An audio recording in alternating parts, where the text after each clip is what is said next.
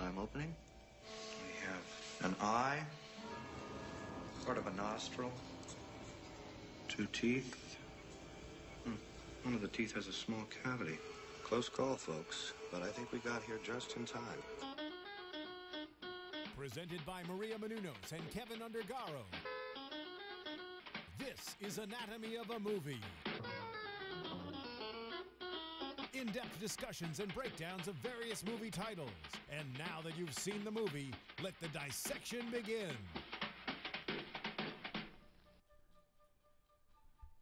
Welcome back, everybody, to 12 Years a Slave Anatomy of a Movie edition. Hello, I am your host, Marisa Serafini, and with me, I have... Demetri Panos, and hey, everybody, I have to start this off with everybody here. The Red Sox won the World Series. That'll be the only sports reference in a movie show. Get but that I had to get that out of my system. All right. And then we're also joined by our lovely host, Chevonne Hughes. Welcome, Chevonne. And of course, we can't forget our wonderful executive producer and also running the ones and twos in the booth, Mr. Phil Svitek.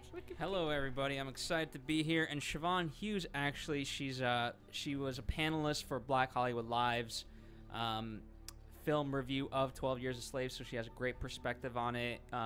That's a really, really good in-depth show, too. We'll kind of be cross-referencing them, but our podcast will be different from theirs. But definitely check that one out as well. Black Hollywood Live's 100% real. Yes, and right now we're talking the Anatomy of a Movie version, which we're definitely going to break down and dissect this movie. Of course, we're assuming that you've already seen this movie, so it's going to be chock full of spoilers. If you haven't, I suggest you highly go see it and then listen to this amazing podcast. But let's just start off. The concept and development of this movie, Steve McQueen. I know he was looking for a film. He wanted to do a film about a free man in the North who got pulled into slavery. And then his wife actually found this book, 12 Years a Slave. And then he read it and made it his life mission to put this movie into production. Yes, yeah. Actually, the idea was discussed in about 2008. Plan B executives and Steve McQueen sat down, and he was actually talking about this before his first film, Steve McQueen's first movie, The Hunger, was premiering at the Toronto Film Festival. And then Brad Pitt, whose company Plan B ended up producing the picture with them. They discussed the project with McQueen, and then the directors started working on the script with writer John Ridley.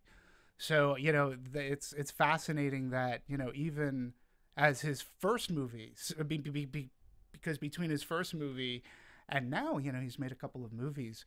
And, I always find the genesis of a movie fascinating because sometimes it just takes, it's 5 years, if my math is correct. Is my math correct, Phil? 5 years, from 2008 to 2013. So it's been a movie that's been in the production aspect for a while now. Yeah. For a little while, and then the movie has had, thus far. We'll start off. It premiered at the Telluride Film Festival on August 30th, and then before screening at Toronto, on November 15th, Summit Entertainment had secured a deal to distribute the movie in the international markets.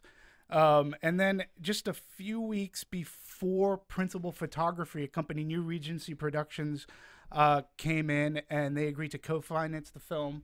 And then because, again, this is, one of those great Hollywood stories, because of a distribution pact between 20th Century Fox and New Regency, Fox Searchlight Pictures acquired the film for the U.S. distribution rights. And thus far... the film was initially scheduled to be released in late December.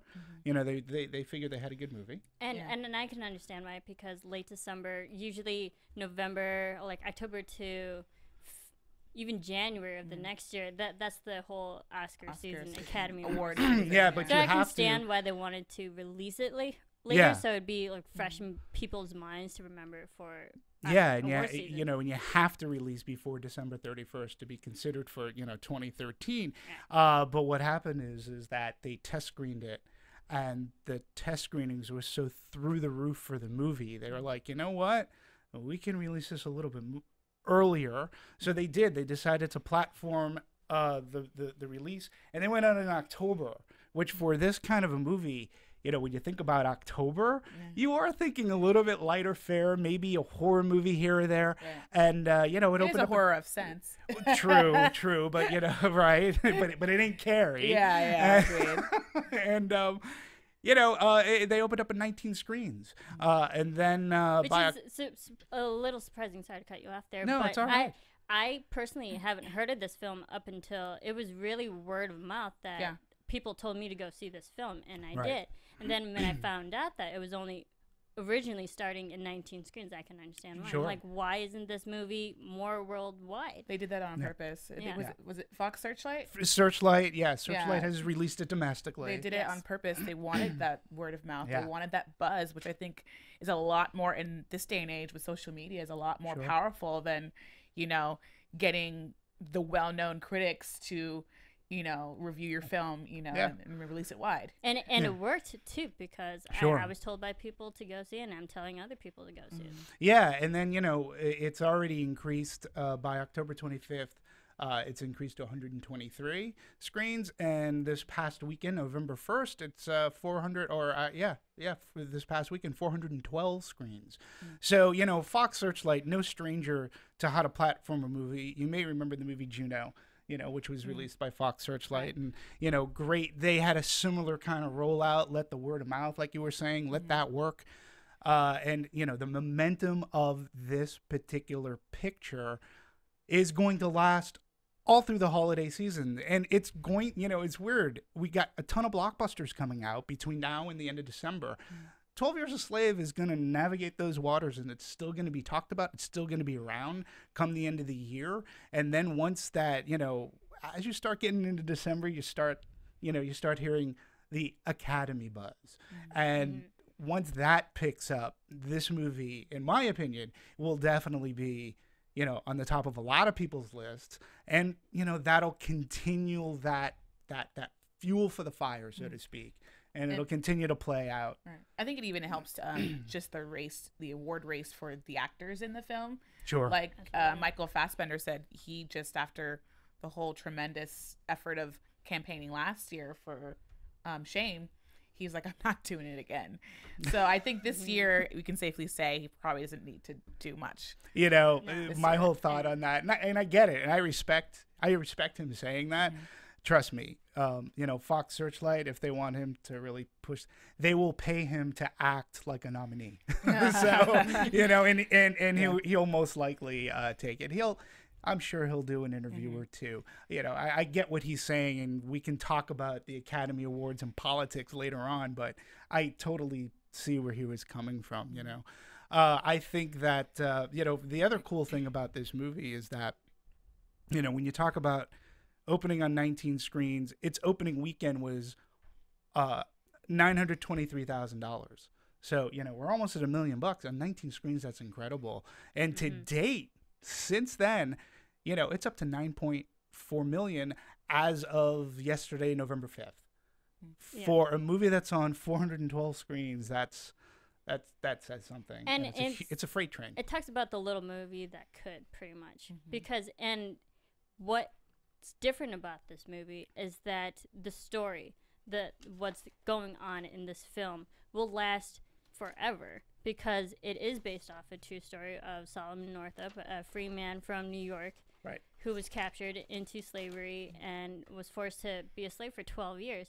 But because this movie is based on a true story, it touches upon all the racial problems that America had back in the 1800s when all this really was happening. And this movie felt kind of like an Anne Frank type of biography to me. But this movie happened way before World War II even happened. So I think the prevalence of what's happening in this movie will will have legacy. And even though people didn't see it, a lot of people didn't see it as much as they should, it will still have its legacy. And I think people will go out to see it. I think it's I think it's a very important movie. I had read a review over this past weekend that came from the Boston Globe, and I believe the writer of the article, the review, was Ty Burr. And he said of this movie, he's like, as far as American history go, this is the American history. This is our Schindler's List. And when I thought about that, it really is. For me, watching the movie, I had to keep on reminding myself that it was a true story, because I'm a big science fiction fan. And this has the makings of like a Twilight Zone kind of a movie, where you take your everyday guy, has a normal life, wife, kids, and then he's ripped away from that, and he's thrown in, his identity is stripped, he becomes, and there's usually a morality tale. And I had to keep on saying to myself, but this really happened. And then it makes you think, like, man, as a species, we suck. Like, we are, as an entire species, like, I'm going to throw another science fiction, The Day the Earth Stood Still. You get why if people were to look at Earth from outside and look at our history, we're very violent. We're mean to one another. And I guess, we have to take that, we have to take hope. We have to, finally, we have to look at hope, and that we can become better people. But what happened in 1841, it's still happening today. In the cases of human trafficking, and now we're being, sex slavery, and, kids are being, as much as things have changed, and I like to believe that we've become better people, a lot hasn't, and it's frightening. It is. I mean, I think with movies like this, they are hard to watch and hard to accept, but they're needed just to, the quote, those who do not know their history are doomed to repeat it. Right. To that point, Exactly. I think this movie is very much, I think thematically, remember how many times is he trying to write that letter, and the movie in fact opens up with that, him trying to just piece anything together to make ink in order to send out this message. And I think partly, thematically, the movie is something like that, where, in whatever way it can get out there, it's trying to get out there into the consciousness of, America, but, the world as well. Yeah. Yes, and exactly. And this movie kind of goes against that whole Hollywood, that one-man hero protagonist, and Sure. and that Hollywood stereotype. We have this one-man, Solomon Northup, and the thing is, we see throughout this whole movie his endurance, his will to survive. And I believe there's a line that he's like, "I don't want to survive, I want to live," Right. which is so true, because fighting for survival that's fighting every day just to live. But when you're living, you don't have to worry about survival. Yeah, no, and there's another, it was my favorite line in the movie when, talking about his survival, and I had said it, I will keep myself hardy until freedom is opportune. And he did his best to do whatever he could to survive until such opportunity. He, again, when you, tying it back to my hope message, like, there was hope for that. There was hope that at some point there is going to be an opportunity for me to either tell my story to somebody who's sympathetic and empathetic to me, that I'm like, and hopefully this will not last for the remainder of my life, and I have to live on that string of hope to get back home. I'm curious though as to why, like, of like when that boat scene where they're being shuttled down to wherever they're being sold, like a lot of the people already had seemed to have given up, and I'm curious as to why his character in particular was not going to do that. See, and I think, to go off of that Solomon Northup, we know he was an educated man. He had the intelligence to understand and conceptualize what was happening and really comprehend this situation. Whereas I think the other people, yes, they were still free, but I don't think they had the exact intelligence level as Solomon has. And statistically, people who are more educated can deal with stressful situations better than those who aren't. And correct me if I'm wrong, there was a character that I believe he met, I believe it was on the boat or just before getting on the boat. There was a character that he met, and the guy said, "Look, Don't say anything. Don't say anything. It's like, if you want to live, if you want to make it through, just do what they tell you. Don't say anything, and whatever you do, don't lead on that you can read and write and do all that stuff." And I think he sort of kind of took that to heart. And, when he looked at the other characters around him, you know, he tried to. I'm trying to think of what was her name. Patsy. You know, Patsy, who was trying. I mean, that was a tragic story as well. He was trying so hard to instill that upon her. Like, listen, you gotta live. You to live. Just do this, and then, you know, we'll try to make this work. But first we gotta live, and you can't do anything if you're dead. And you know. I think you know, for me, one of the really interesting aspects of this movie was the idea of resistance, right? And how one goes about it. You know, in terms of nonviolent resistance. Obviously, you have Dr. Martin Luther King and things like that as a real life figure, and then, you know, and the maybe Demetri knows this reference, but the old British Prisoner TV show, remember, was the epitome of how to kind of, in television form, how to do non-resistance. Right. And what I liked about that is that, you know, here's Solomon, and he's trying to gain his freedom, but passively. You know, and very, very selective with the actions that he actually does make. And most of the things that happen to him are very circumstantial. And especially, you know, with Patsy, you know, she's kind of caught in the crosshairs of you know, the owner, the male, and the owner, you know, female. And, and no matter what she does, you know, she's just caught in the crosshairs of that, and it's punished for it on both sides. Yeah, agreed. Exactly. And to go off that, so the acting in Patsy, and of course, that our lead character, and I hope I don't butcher his name, Chiwetel Ejiofor. Yeah. I have it on very good authority that his nickname is Chewy. I love because you know, he's and I do have that on very good authority. So I think I'm just gonna call him Chewy. No disrespect, I don't know you, sir, but. And it's a great name. Take it from a person whose name, you know, had to grow up with the name Demetri and couldn't change it or shorten it. You have an awesome name. So, but Chewy, yeah, I thought he was fantastic. Like, fantastic. I think this whole cast was phenomenal. They all had their standalone moments. Absolutely. That really allowed them to just showcase their acting abilities in such a short amount of time. And that even goes down to Alfre Woodard with her 5 minutes on screen. Not even 5 minutes on screen, but it just goes to show the talent within everyone in this whole casting, from Fassbender to Patsy. Sarah Paulson. She wasn't there long, but she had a big impact. Absolutely. But all of them so talented. Sarah Paulson. Oh yeah, sorry, Paulson. Yeah, Sarah Paulson. And but Chiwetel, I haven't really seen him in anything else, so he definitely will stick back in the back of my mind, and like I hope to see him in bigger. Well, it's funny because I actually have casting trivia for both Chewy and Sarah Paulson.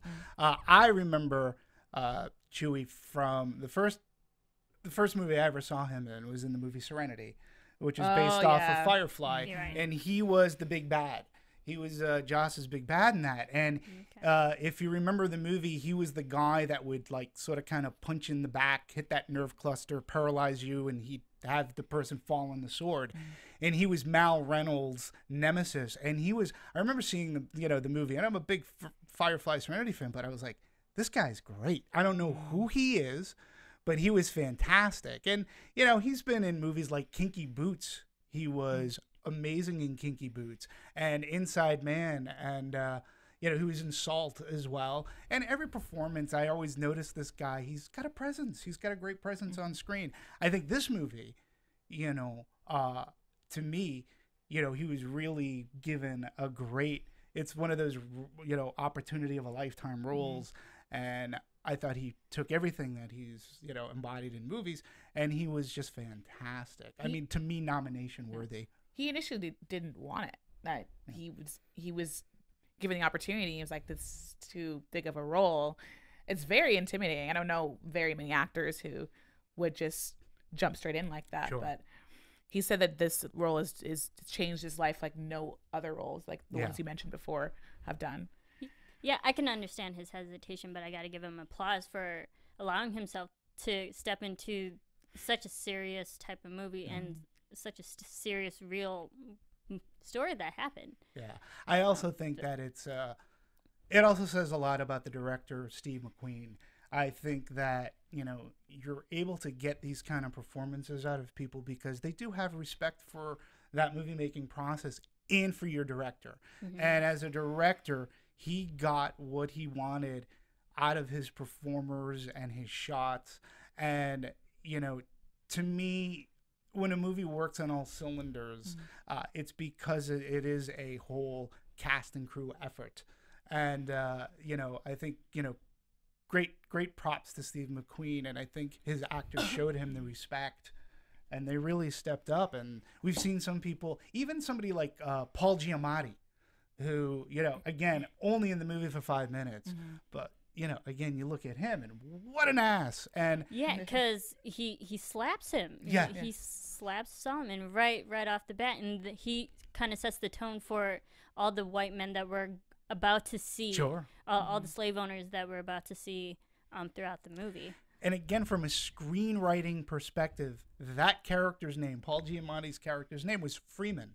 So you look at that symbolically, ironically, right? But that was his name. I mean, if you're going off of a book, that was his actual name. And you know, And to me, what I look at his character, the subtleties to me are amazing in the sense that he's making so much light of the situation on purpose, specifically for the buyers, right?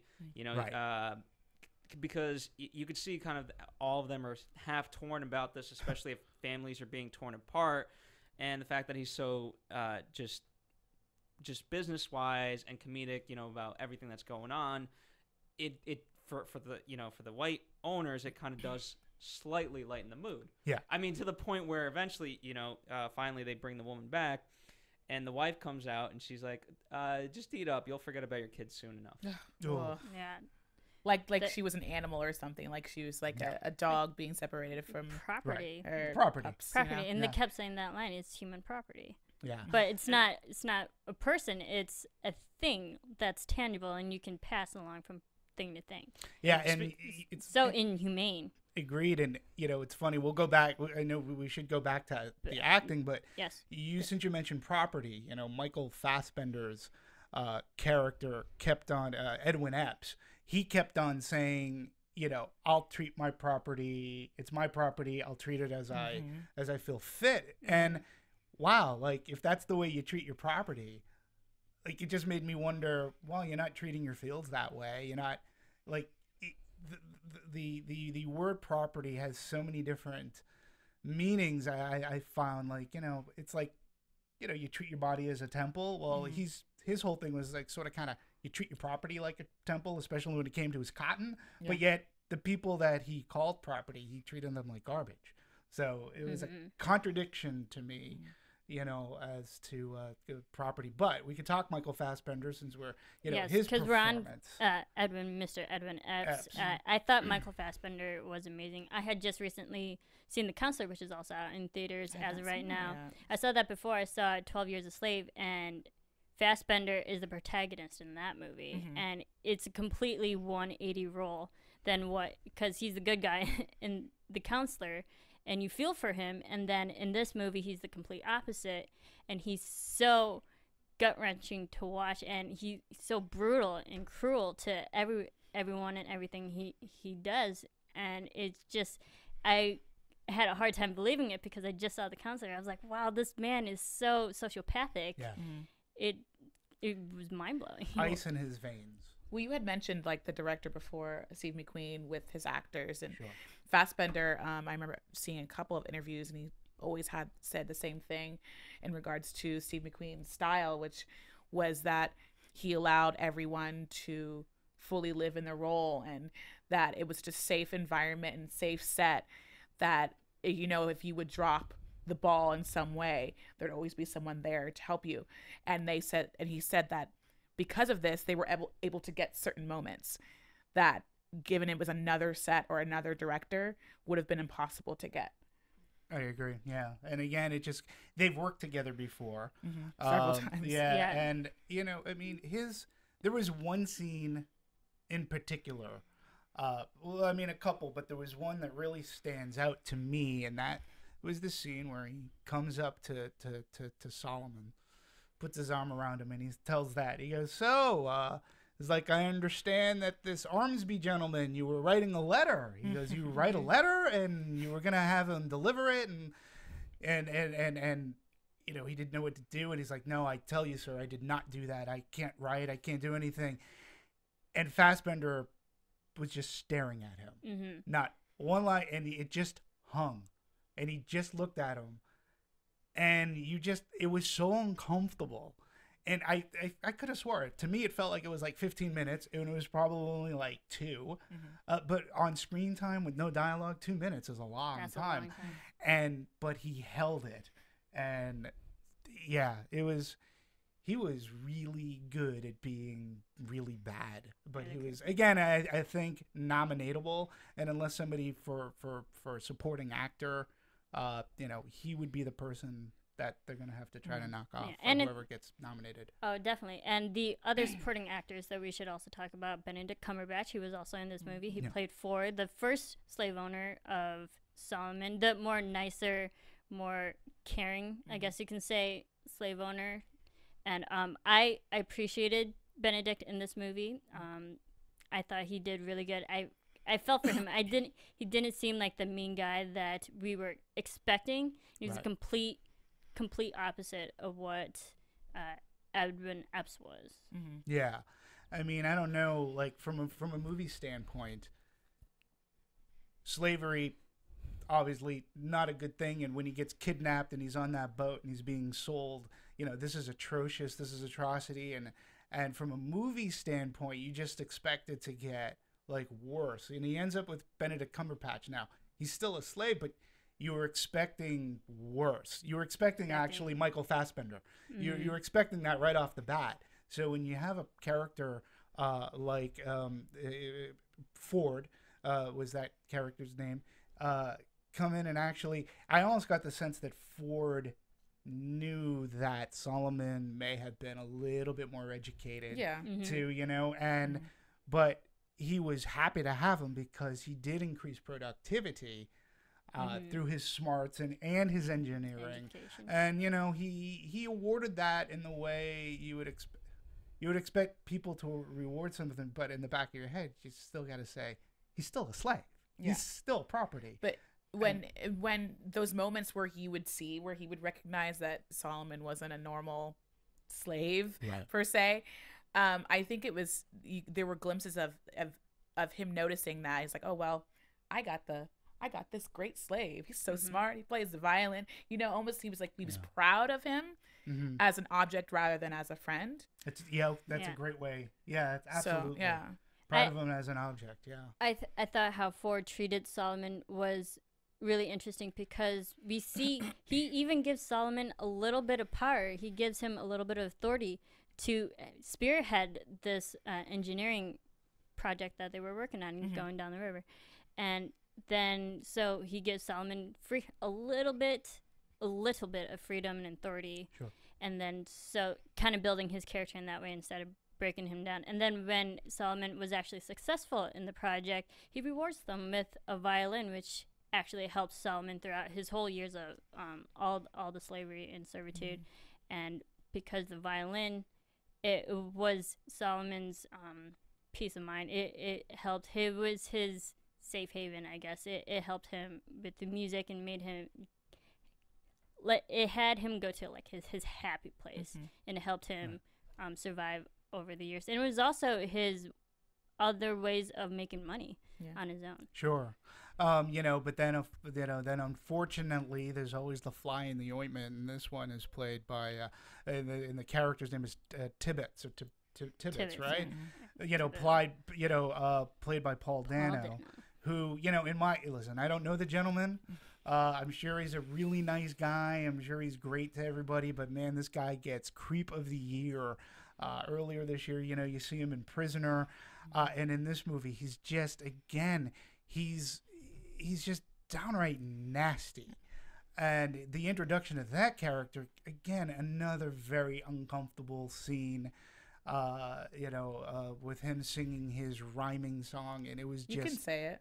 I'm not... No, You're not going to say it? No, I'm not going to say it because I was uncomfortable. You know, I appreciate it, but I was uncomfortable listening to it. Yeah. And the mere fact that it kept on going. Yeah. Yes, And it kept going. it kept going. And, you know, that Paul Dano, man, and he was jealous of this man. He was threatened. And he was threatened. He was threatened by and- Solomon's education. And Yeah. the fact that Solomon stood him up and Yeah. embarrassed him Yeah. made him even more angry. And I think again, when you talk about a movie, and this happened, but, you know, from a movie sense, you know, how cathartic was it when Solomon beat the crap out of him? You know, in a sense, that's, you know, you know that there's going to be consequences, but man, it was just so like, damn, like if anybody deserved it, you know, it was him. And, you know, you could tell Solomon had reached his breaking point. And, you know, then it led to that, one other very uncomfortable scene where, you know, it was more or less the lynch mob. Tibbets comes back with his cronies, and they proceed to string him up. That scene, and I give it to the direction of this, that it lasted so long on Solomon. He was just literally hanging for his life. If he had slipped like 1 or 2 inches, he could literally hang himself. And in the wet mud, and the shot was on him for so long. I felt so bad. And then you can slowly see all the people like appearing in the background, Like it's normal and every day. they can't help him. I'm sure they want to help him, but it would cost them their lives too. I wonder what the Foley felt like, you know, like the doing the sound right. effects, which is like. Well, I can, you know.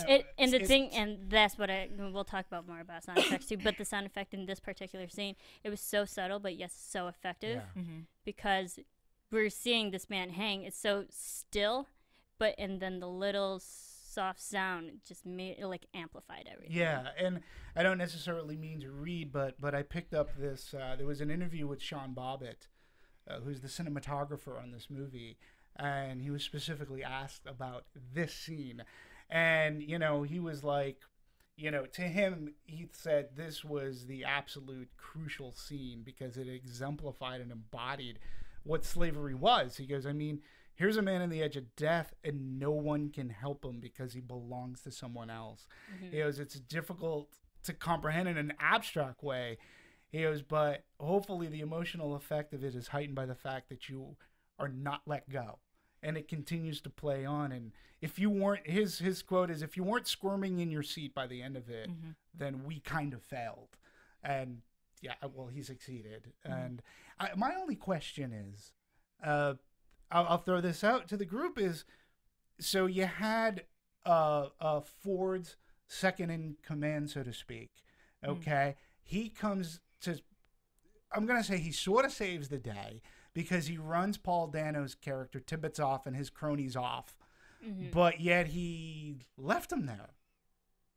Like he left him there, and hence we get that long scene, and it's Ford who comes back with the axe and chops the rope when he was there. And I always wondered, dude, why couldn't you just let him go? But if it goes back to what Sean Bobbitt said, because perhaps he was looking at it wasn't his property. It wasn't his call. It was his authority to put Tibbets in his place, but it wasn't his property to do with whatever he wanted to do with Solomon. Yeah, because that's the way he in turn makes his money. So if he's down one slave, it's less money coming in, and he could also lose his job. You know.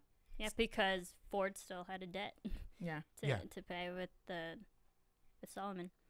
That scene was definitely one of the better, and we'll definitely cover more scenes and dissect them a bit, but that was definitely one of the first really standalone scenes by itself, which was really effective. Absolutely. It was very effective.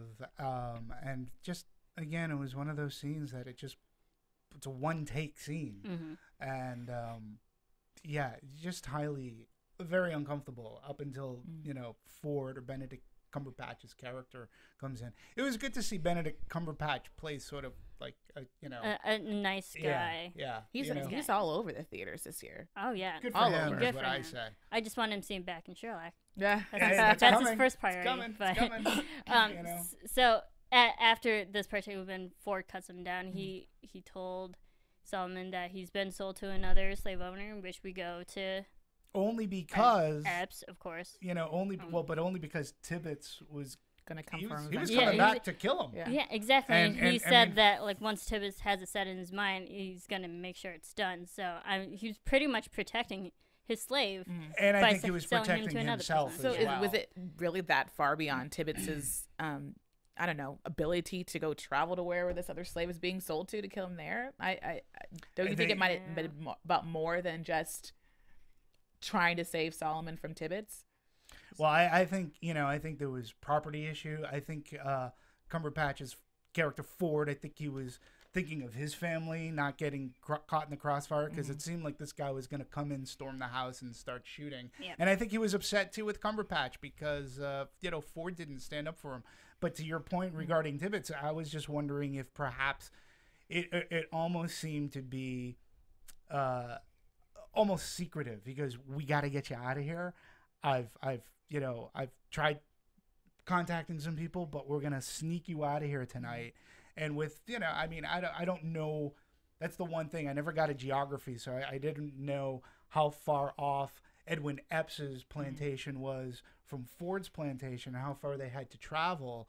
So maybe it was one far of just those- because he yeah. said I talked to other people to sell Right. you, but your reputation precedes you. Yeah. So like I can't sell an educated slave to anybody right now. But yeah. So he had to go probably very far away. Yeah, and then we get to Edwin Epps, and again, Michael Fassbender, chilling performance. Most likely, I can't see him not getting nominated for Best Supporting Actor, but his mistress Epps. Yeah, I was just gonna say his Sarah mistress Paulson. Epps, Sarah Paulson.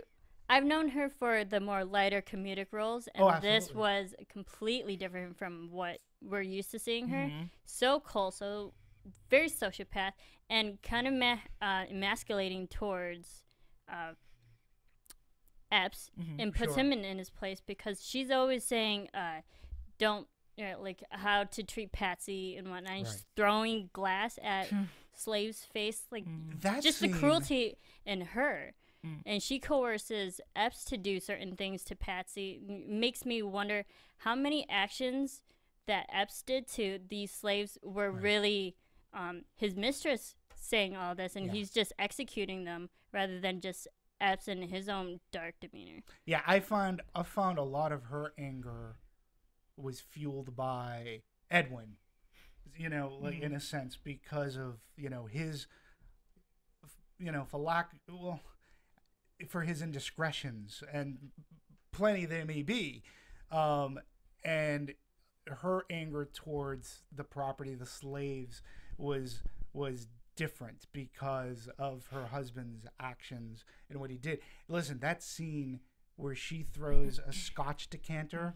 Now listen, That's heavy. that's heavy. Yeah. I drink scotch. That's I've had, painful. and not only are they heavy, some of them, that one was square. That could do damage. That is not going to break, and it didn't. And when that happened, again, a scene where I think everybody in the audience I saw it with was like, whoa, like. The thing, it came out was of so nowhere. left field. Yeah. Like you had no idea that was coming, and which made it more effective. And it was a scotch. It was a heavy decanter. And yeah, again, another, the species really sucks. Yeah, Phil, what were your thoughts on the mistress and Edwin Epps? I can't help but go to the guy who eventually remember he used to be an overseer, but then was too drunk. Oh yeah. Right. Yeah. And Gary Dillahunt, Armsby. yeah, and so where he says there's no way that you can kind of whip anybody without it taking your soul, and I can't help but put that into Epps because ultimately, as evil a guy as he is. My question is, how much of a soul does he have left? And because the mistress is not doing these actions directly, she's forced him to do it, and because it's a byproduct of her that he's lost his soul, and and I also think that she ultimately doesn't have a soul either because she's disattached from all of this. Yeah, it's a great agree. observation. And speaking of Sarah Paulson, not too long ago, I said, hey, I have some casting trivia.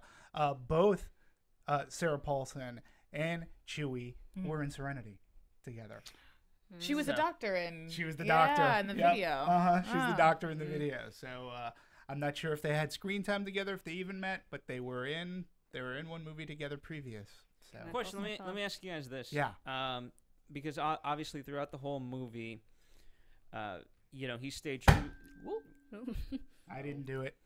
Something's going Chair on. problems. I'm just glad I only went down a slight bit. I went down the whole way. Woo. Anyway, so Ratings. throughout the whole movie, right, there's the notion of, right, fidelity, infidelity, and all that. But for Solomon, it was, I always got to get back to my family, so he always stayed true to that. But there were obviously advances on him, and I think Sarah Paulson's character partly did that at times, but he didn't, maybe, I think he recognized it, but I don't think he obviously pursued it. Would you guys say that's the truth? Oh, when Sarah Paulson's character, Mistress Epps, sends him on grocery errands and stuff? That, and she also, they have their little moments. I mean, they're not really big. That's why they're really, really subtle, unlike what Epps was doing, which was, very outright. But I think she was testing the waters and trying to use him as a way of getting back at him. Yeah, that makes sense Definitely. because she did catch on. I mean, he let slip that he could read.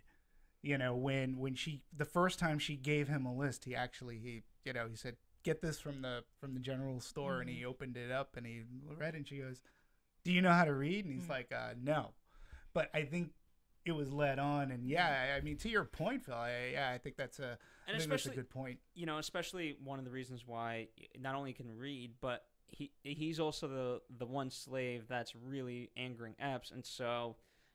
What's the easiest way of getting back at him? Be nice to him. Yeah, well, in terms of Epps, is to be with that guy. Yeah. Yeah, and I think Patsy, played by, and I'm going to butcher her name too. I'm sorry. Lupita Nyong'o. I think it's Nyong'o. I think that's what we had voted on. You voted? During our discussion at 100% Real is in Nyong'o, I think. I'll go with that. And I think... You voted on it. Lupita's easier. Yeah. But Patsy being in the picture too, because Mistress Epps knows that Edwin is really into Patsy and like doting on her a bit and always praising her when she's picking 500 pounds of cotton every single day, that she realized she has jealousy towards Patsy, and then that's why she's also so cruel to Patsy as well. So that's another slave on the on their location there that also angers her. My thing is, for Patsy, if she realizes one of the reasons why Epps will not sell her is because, one, he has feelings for her, but also two, she picks a lot of damn cotton. Mm-hmm. So I don't know, I don't know why if she was so willing to die before when, she asked Solomon to kill her, why wouldn't she just altogether just stop everything and get sold? If you don't pull your weight and pick your cotton, then wouldn't you eventually just get sold? Well, I mean, I don't, or I think or that's hung, easier or said killed. than done. Yeah, I know. But once you've lost all that hope, like she lost all that hope, right? She was done. When you ask someone to kill you, then you don't care about anything anymore. So, in my mind, I'm just trying to think just from the character perspective. Because here's the thing, I think by being sold out, anything but death is a continuation, right? And especially, and it's also, here is the hell versus if you get sold, God, only imagine what hell you're going to be there, right? And that's what Solomon went through. He started off free, then with Ford, he was kind of okay, and then he went to hell. And also, to me, it's interesting that throughout the movie, Solomon compares his despair to more women. Rather, we never really see him with men and how kind of, in comparison to that, he is, right? The first woman, the one who lost her kids, she's crying and he tells her to stop. Yeah, he tells her to stop. And, and then the second version of that is Patsy. But I would have also been interested to see kind of in comparison to what the men were going through. Yeah, and we get a little bit at the very beginning when Solomon first gets sold into slavery. He's with men, but they didn't last long. And now throughout the whole movie, he's mostly with women.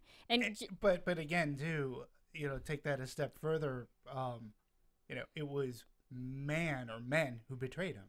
everywhere he true. went, it was always a man or men who sold him and, drugged him, sold him, betrayed him, until we get to the end. Also, but, a man that saved him. Right. But up to that point, it was, it was of the male kept on just screwing him over every single way, And Phil, you had mentioned Eliza a bit, played by Adepero.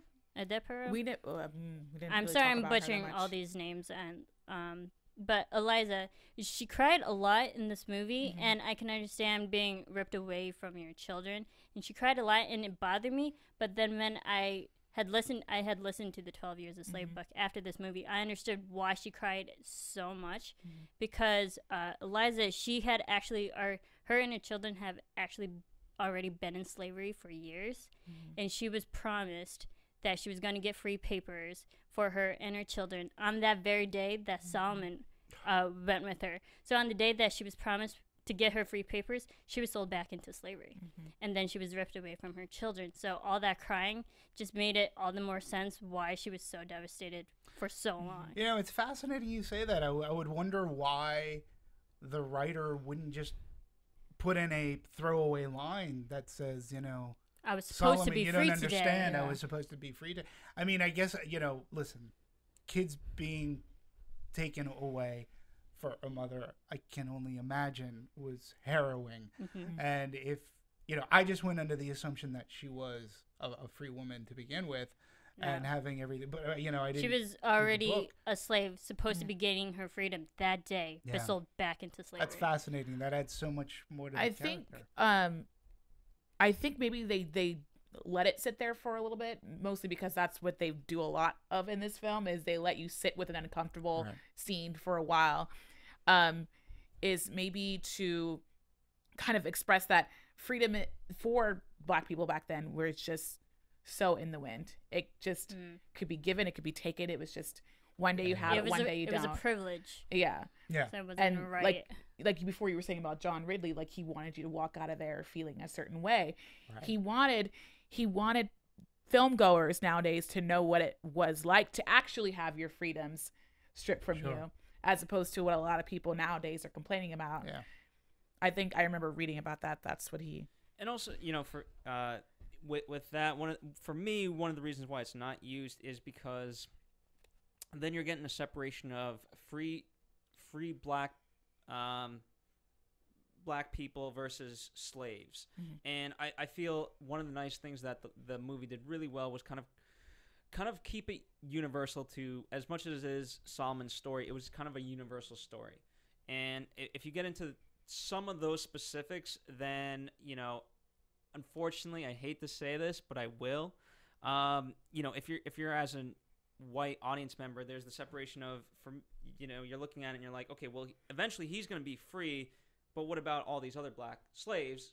They're not going to be free. And so it's just one person that's gotten out of this, and congratulations to him, but there's a greater issue here. Yeah. And so I felt they made very specific choices to the movie to make sure that overall it was universal and you felt bad for the full condition rather than just Solomon.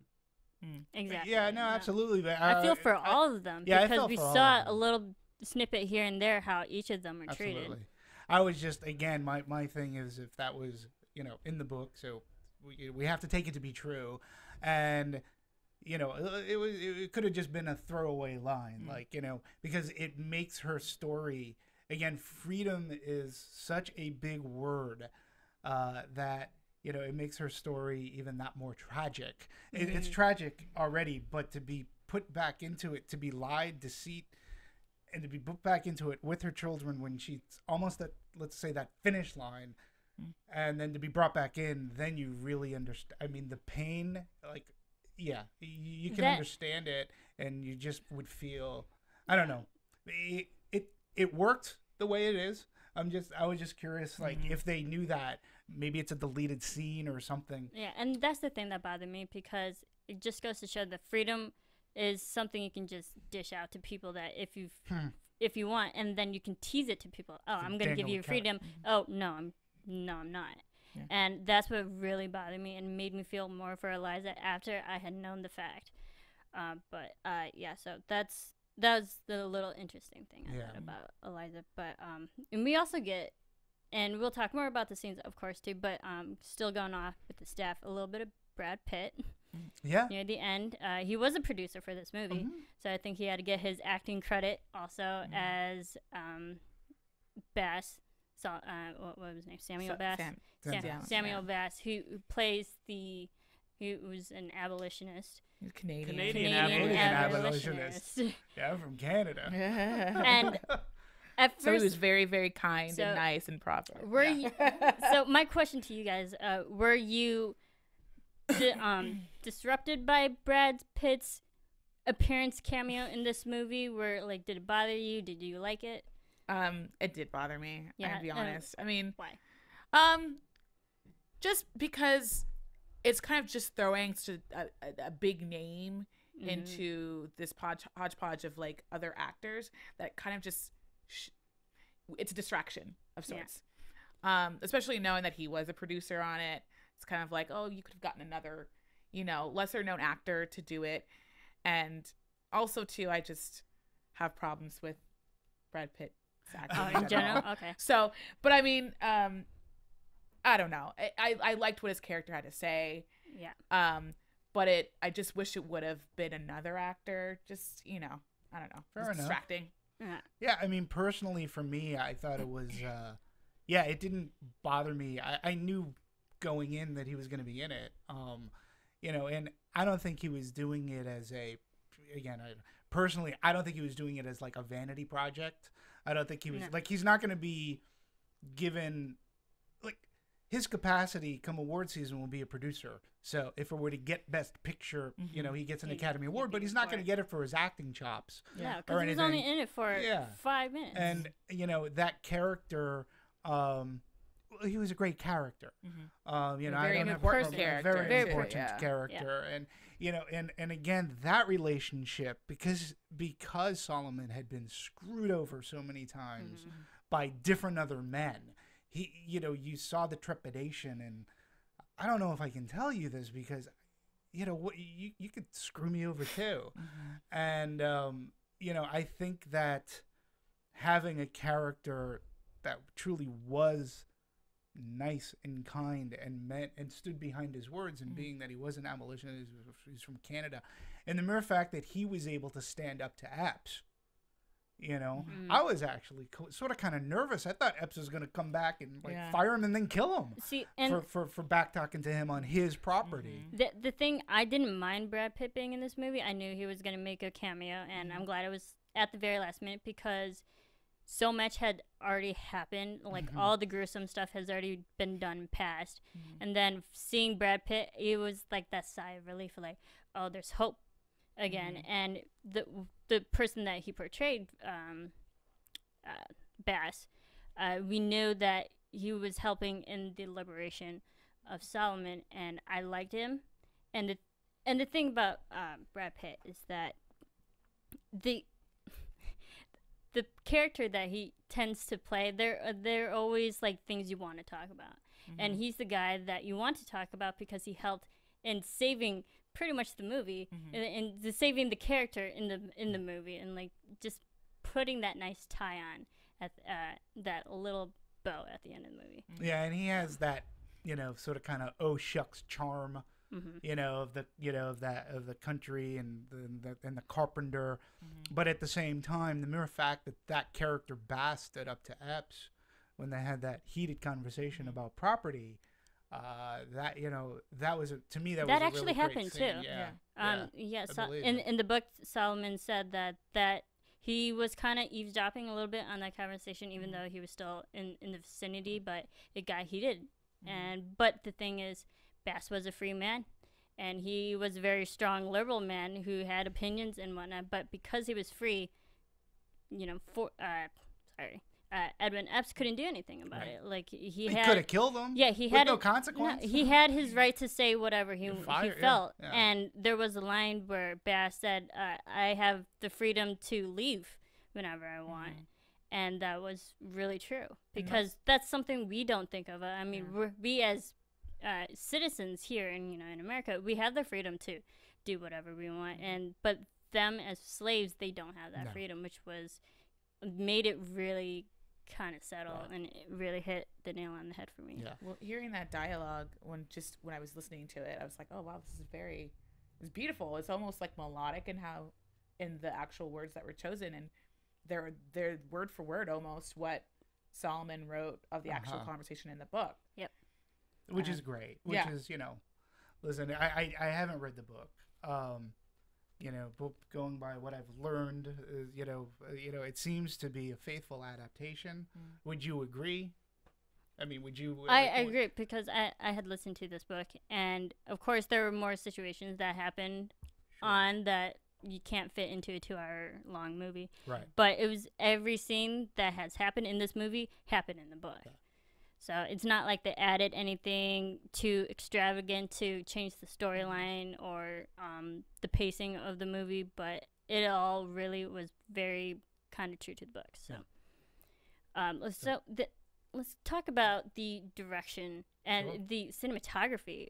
I thought this movie was very, very well shot. Oh, beautiful. Beautiful. As far as catching the landscape, I don't want to be misunderstood. I don't think whipping people is beautiful, but the way that it was shot, it did it. It was at times, it was lyrical. The way there were Phil, I was actually thinking a lot of close-ups. A lot of close-ups, but they worked, and and especially you really got close-ups when things were at their happiest and things when they were at the saddest, right? We talked about the scene where he's been, kind of hanging. We have his feet for quite some time.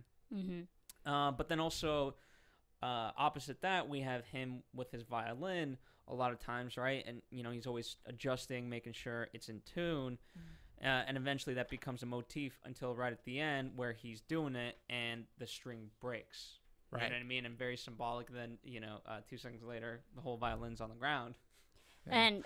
And more so on the close-ups that they had, I noticed they had a lot of close-ups on like inanimate objects. Not so much people, even though we got the feet, but things that there was the close-up of that insect on that plant. Oh, right. And then there was close-up of water and on the steamboat and that mill that was going on. So all these little small inanimate objects and even the landscape that they were in when they were outside, there was a lot of sunsets and stuff. So it goes to show that even though visually they're in a beautiful place, yes, it was hot and whatnot, but stunning visual locations. It contradicts what's going on. It contradicts the cruel humanity that's going on in the environment. Yeah, and there was another close-up again that I thought was so striking, and it was of Solomon. It was towards the end of the movie. It was of Solomon, close-up of his face, and then the blue sky, and it just stayed on him. And the range of emotions going through his face. And I think it was, I believe, correct me if I'm wrong, but it could have been at that time where, he's close to breaking. And it was just this amazing shot that just held on for a long time. And again, it was one of those things where we as moviegoers, I think today, we're primed and we're conditioned to fast edits. We've talked about this we've talked about this on Anatomy of a Movie before. So when shots are held, a lot can be said without there being words, without words said. And even Steve McQueen says, sometimes dialogue isn't necessary. You can say a lot more in one shot than you can say in 7 shots. And it's a combination of economics of filmmaking. And it's so true. And I'll add to that. Yeah. Only because, so you're holding a shot, right? But there's so much going on in the background, foreground, every which way. And to me, it almost played with the audience in the sense that, we're focused on something we don't want to be focused on. And you're like, but focus on the thing that I want to focus on, but you're not, so it's making it very conscious of what it is that you should be watching because it's not in focus, and that's what you want to see. Right. Yeah. And three particular shots I want to talk about. The first shot is when Solomon is in the cell at the very beginning, he's just getting thrown back into slavery, and after he's been whipped by the paddle, and he goes to the window. You only see his head, and because in the cell we have no visual interpretation where he's at. We just know he's in the small solitary confinement. But then they take it from the shot from the window up into, and he's yelling out for help, and it goes to that wide shot of like the city in the background. It's the Capitol. It's Washington D.C. Yeah. But he's calling out for help, and no one's gonna hear him. And that part was really effective. I thought that was so well done. It was just a simple crane shot out to the whole city. And then the second one I want to talk about is the close up of the paper when he's burning the paper after Edwin found out that he might be sending a letter, and he burns it to kind of save his life, and it lasted so long to the point where literally all the cinders went out to complete blackness, the loss of all hope. And I completely forgot the third one. I'm sorry. But well, while you're thinking of it, no, because going back to what McQueen's whole thing is, again, another thing when we talk about economics, the movie was shot in 35 days, which by today's standards, that's a short production, especially for a period. Right. A period film. Exactly. And and again, his confidence in his actors, saying, Chewie could express so much without saying a word, and holding a close up like we were talking. He's like, the hope, Steve McQueen's hope is that you can take that home with you and you'll think about it later. And to me, this is what the movie sunk in more for me after I left the theater than as I was watching the movie. And it was a movie that stayed with me. And the shots that you talked about were amazing. How about you? What were some of your sequences or shots that stayed with you? Well, like there's the part that you talked about earlier with Tibbets was singing a song, and just the shot of the other slaves like looking at this, and then they kind of focused in on Solomon and his reaction in his eyes. You could see like he still couldn't believe this was actually happening. It was so far removed from anything that was possible in his life. And that's just one scene, but I don't mean to get off topic. But what you were talking about the silence, I find is an incredible gift, I think, as an actor, to get the freedom to live in a moment and to let those moments happen.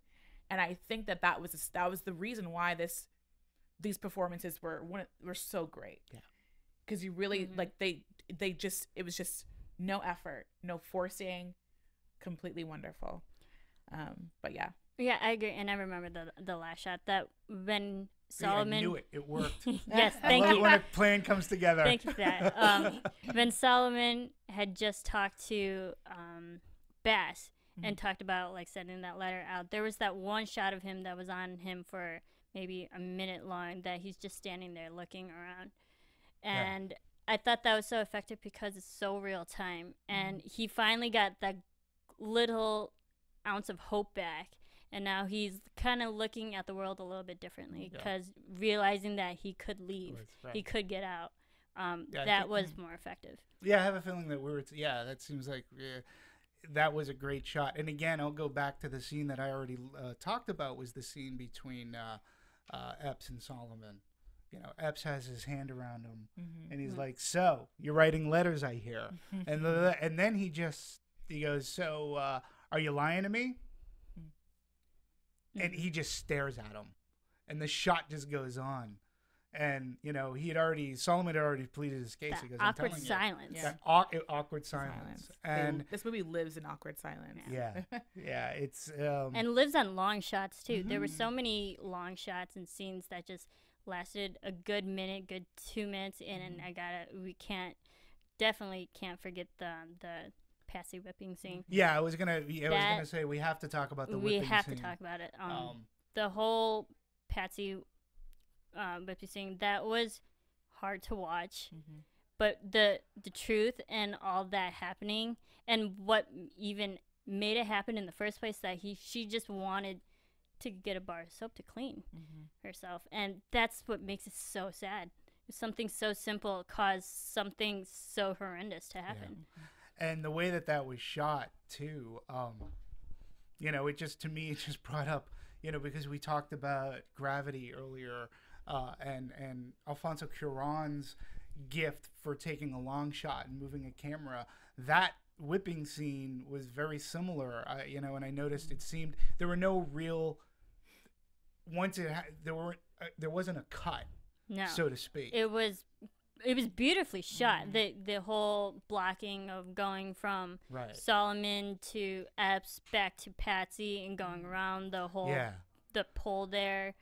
It was beautifully like in one smooth motion, even though it was so jarring. The other thing that I really found jarring about that, because I didn't necessarily feel that Solomon, he was holding his punches, so to speak, but you didn't realize to how much he was holding his punches until Epps got that whip, because it goes around when Solomon's doing it and she's in pain, obviously, and you know she's got some welts, but then when Epps takes over, there's that shot where it goes from Epps, she's getting whipped, but then it comes from the camera is behind Patsy, so you're seeing Epps, Patsy are in your frame, and then the spray of blood, and that to me was like, then it was so horrendous. And again, you talk about this movie is filled with uncomfortable moments. You're like, yeah, it's a contradiction. It was an incredibly shot scene, you know, from a technical standpoint, from a technique standpoint. And again, Steve McQueen got everything he wanted out of that shot, and it was technically perfect. You know, you can't call it beautiful, but from a technical standpoint, it really, the way that he moved the camera, he got the desired effect. Yeah, and even the effect of the skin literally getting flayed off the body, that was hard to watch. I had to close my eyes for a second there. I was like, I can't believe that. It's tough. That it's so real, because that happened not to everyone, like not to just to Patsy, but to everyone. And the fact that Epps made her literally strip down to nothing, and that's even more humiliating. And then getting whipped in front of everyone, that's just so so heart-wrenching. Lupita said that actually of that scene, it was, I don't want to use the word easy, but it was she was able to get to that emotional vulnerability because it wasn't a closed set. So, okay. You know, you use that feeling of being uncomfortable and upset about the fact that you're naked in front of all these strangers, and then you channel into that character, and, you know, good for her. You know, very uncomfortable scene to shoot. Yeah, no, it is. And I you know, my curiosity as, you know, loving cinema, and, you know, is how was it shot? Like how, like did she hint upon, you know, because we okay, as film goers, you know, she wasn't being, you know, the actress wasn't being whipped, and so I was just wondering real. what the movie magic was to have. You know, I was curious as to how it was choreographed. Yeah. And how she, you know, with Steve McQueen going like, okay, you know, you're getting hit now, and it's doing like, I just wonder if that was part of the direction. You know, there were shots like that. You just, you know, he was, again, we love to talk on this show about craft and technique, and Steve McQueen's craft and technique in this movie were really, they worked to his desired effect, I think, quite well. Here's what I'm going to add about production, because, you know, so oftentimes it doesn't always get said, but especially with a movie like this, you know, in terms of making the set very actor friendly. You have to be able to do that, and you have to make everyone comfortable, because, you know, if you have a production assistant walking, you know, any one of these actors to set, and anything can throw them off, you know, and it's not the actor being a diva or anything of that nature. It's that it's such a complex character, no matter who it is that you're playing, that you have to be in that moment. And so you could literally be like, hey, do you want a coffee? And it could just throw off the whole day, given that fact. And so, you know, at the speed of shooting only for 35 days and to accomplish what they did, you know, it must have been a really, really tight crew that understood what they were doing. Yeah, and to get on to that emotional level. And another interesting thing about this whipping scene is that he had Solomon whip her first, and which actually did happen. But in the book, I found out that throughout the years in his slavery with Epps, that Solomon had been given many different duties, and one of them was he was a drover, and he had to move livestock, and he actually built the ability to handle a whip without actually hitting anything. It gave the effect that he was really using it, and looks like he's making contact with whatever he's doing, but it was with such grace that he wasn't hitting anyone. And then up until this point when he was whipping Patsy, he used that talent to make it look like he was whipping Patsy, but overall, Epps took over and like really caused the pain, but Solomon tried his best not to hurt Patsy. Yeah, now see, again, now I'm going to take this the other way from what I said before. I'm sort of glad I didn't know that, because then I truly would have said obviously he's holding his punches, but I felt, yes, he's probably not going, I don't know how adept he is as a whip. I felt that he was hitting her because she was making the sound. It looked like and it it looked like so. she was getting hit, with the whip. So, I'm sort of glad that I didn't know that going into it, because it just added to the scene, and it added to the ferocity of what Epps did. I mean, because that was primal ferocity. The tough part, she was making noises as if she was getting hit, but obviously I don't know the pain of which the impact was making upon her, but I wonder, how do you even dare make that contact to know, like, hey, you know what, let's quote unquote role play this. You know what I mean? In the worst term in the world, but as a to say like, hey, you know what? I know I have to do this, but guess what? I'm gonna do it, but just it's not gonna be as harsh, but you got to do your part. Yeah. But I thought that was, yes, it added a whole different perspective to the scene, but I thought it made it more interesting, even though because we see Solomon and Patsy, they build this relationship before this whipping scene, and then when Solomon's forced to do it, Patsy says, "I'd rather it be you." And so it just made it even more deeper and more emotional. Yeah. Which actually I wanted to go back, because you say, between Patsy and Solomon, Patsy asks Solomon to kill her. So it happened several times throughout the years. But what's what I found interesting, kind of interesting, is when you're asking somebody else, like, it wasn't like there weren't the tools on that plantation for her to do that herself. Like, she could have maybe sliced her wrists or have done something. To ask somebody else to do it, and again, I'm not a psychologist, but it almost seems that, maybe one could argue that, she wanted somebody to argue against her being killed in one way, because if you're asking somebody to do it, that's a very tall order to ask of anybody, and it wasn't like she wasn't able to do it on her own. And so I think for that one, it came from a religious standpoint. Okay. Because that makes sense. Because Solomon, she was like to Solomon, "Oh, you're not going to go to hell. God will know that you were doing it to save a soul," or something like that. So I think it was completely religious. Yeah, because had she done it herself, obviously the reference is, you go to hell if you commit suicide. And we goes did to show how religious I am. Yes, no, and I love the fact that you did bring up religion, because when I thought the thing that was interesting is every time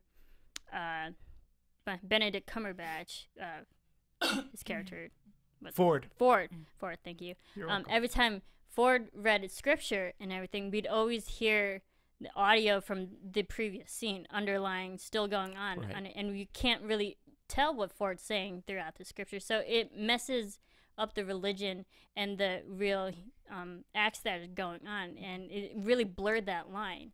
And then when it went to Epps, that we could clearly hear what he's saying, but it doesn't. Absolutely. But it kind of felt like he didn't mean it.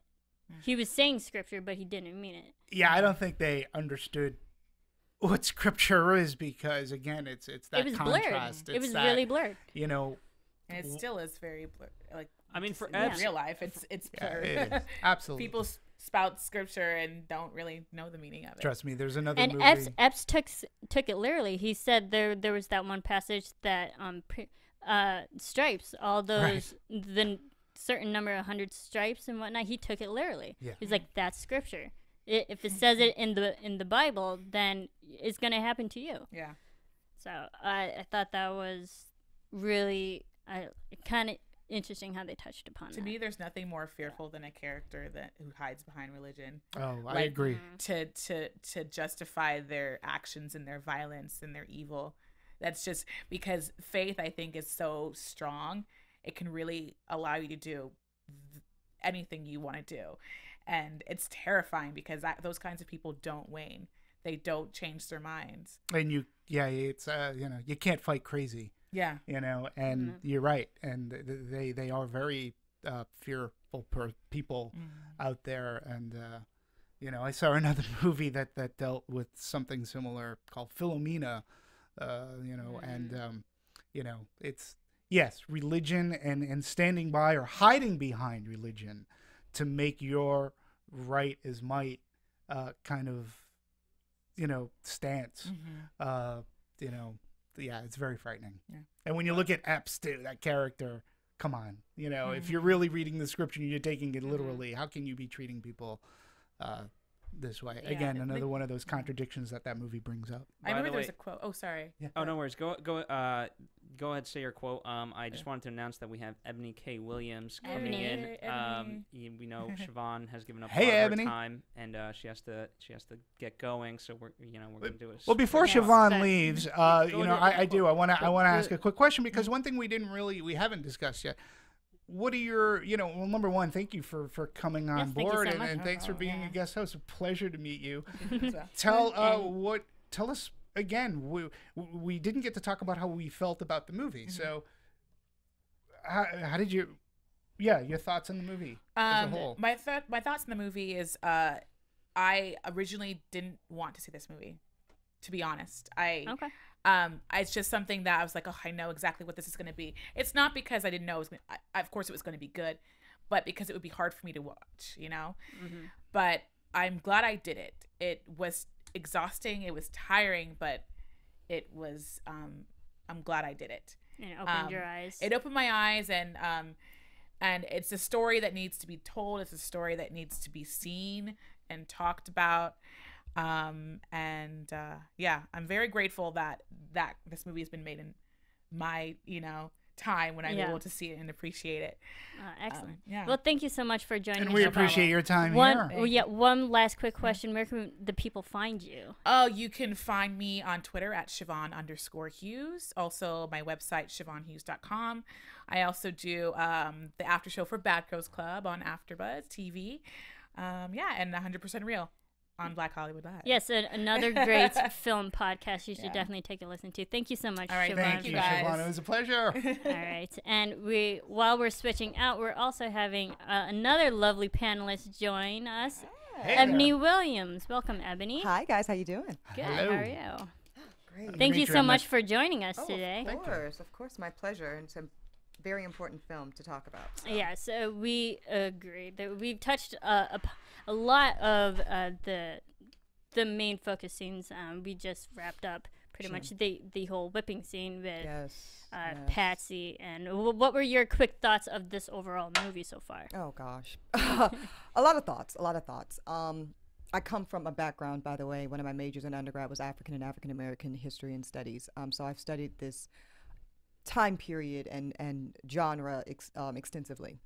I was very excited to hear that this film was being made. I don't think that this country takes its history concerning slavery seriously, particularly millennials and in our generation.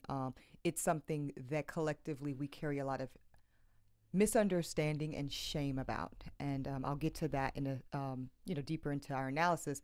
But I was very happy to go see the film. Of course, very difficult scene for anyone to watch. The entire movie was difficult to watch at times. Yeah.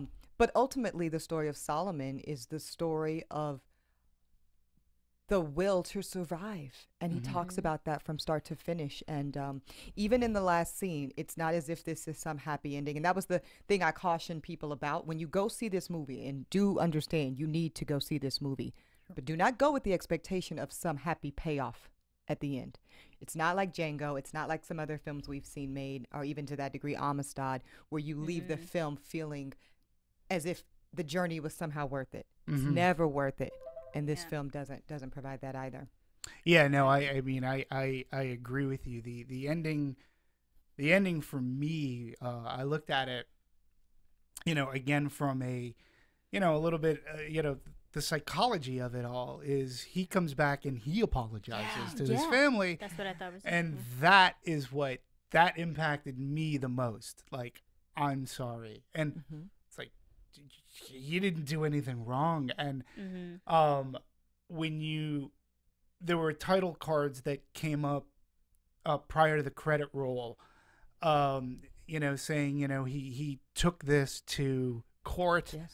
He lost every single time. But I think to me, the most powerful thing at the end, was him apologizing to his family and then knowing that nobody knew how, when, where, or why he passed on.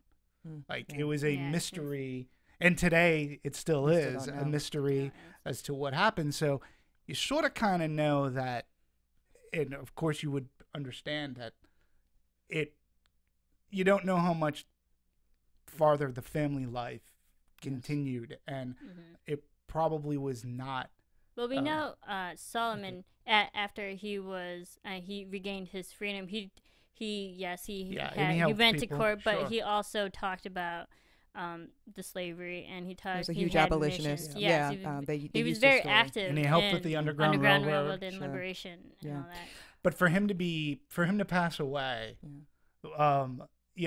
and on all accounts, like, a wife didn't know, something happened. Something further happened there. And there are many theories out there too. Yeah, and to me that was very fascinating. One other thing about Steve McQueen that I had found out, that he had descendants that were slaves from the Caribbean. And that's another reason why he felt that it was important to make this movie, but he wanted to take that different track, as we talked about earlier. He didn't want to go from, born into. He felt it more interesting if you take a free man and, because it's a different psychology behind it. Absolutely. And I, to your point, Demetri, very important to me, the most pivotal moment is when he says, "I'm sorry." Because again, going back, it is that notion of shame. Why? Because like you said, he did nothing wrong in his mind and in his psyche, and still to this day in the psyche of many Black Americans in this country who are descendants of slaves. That's where the shame is rooted. What did we do to make ourselves so vulnerable that we could be enslaved?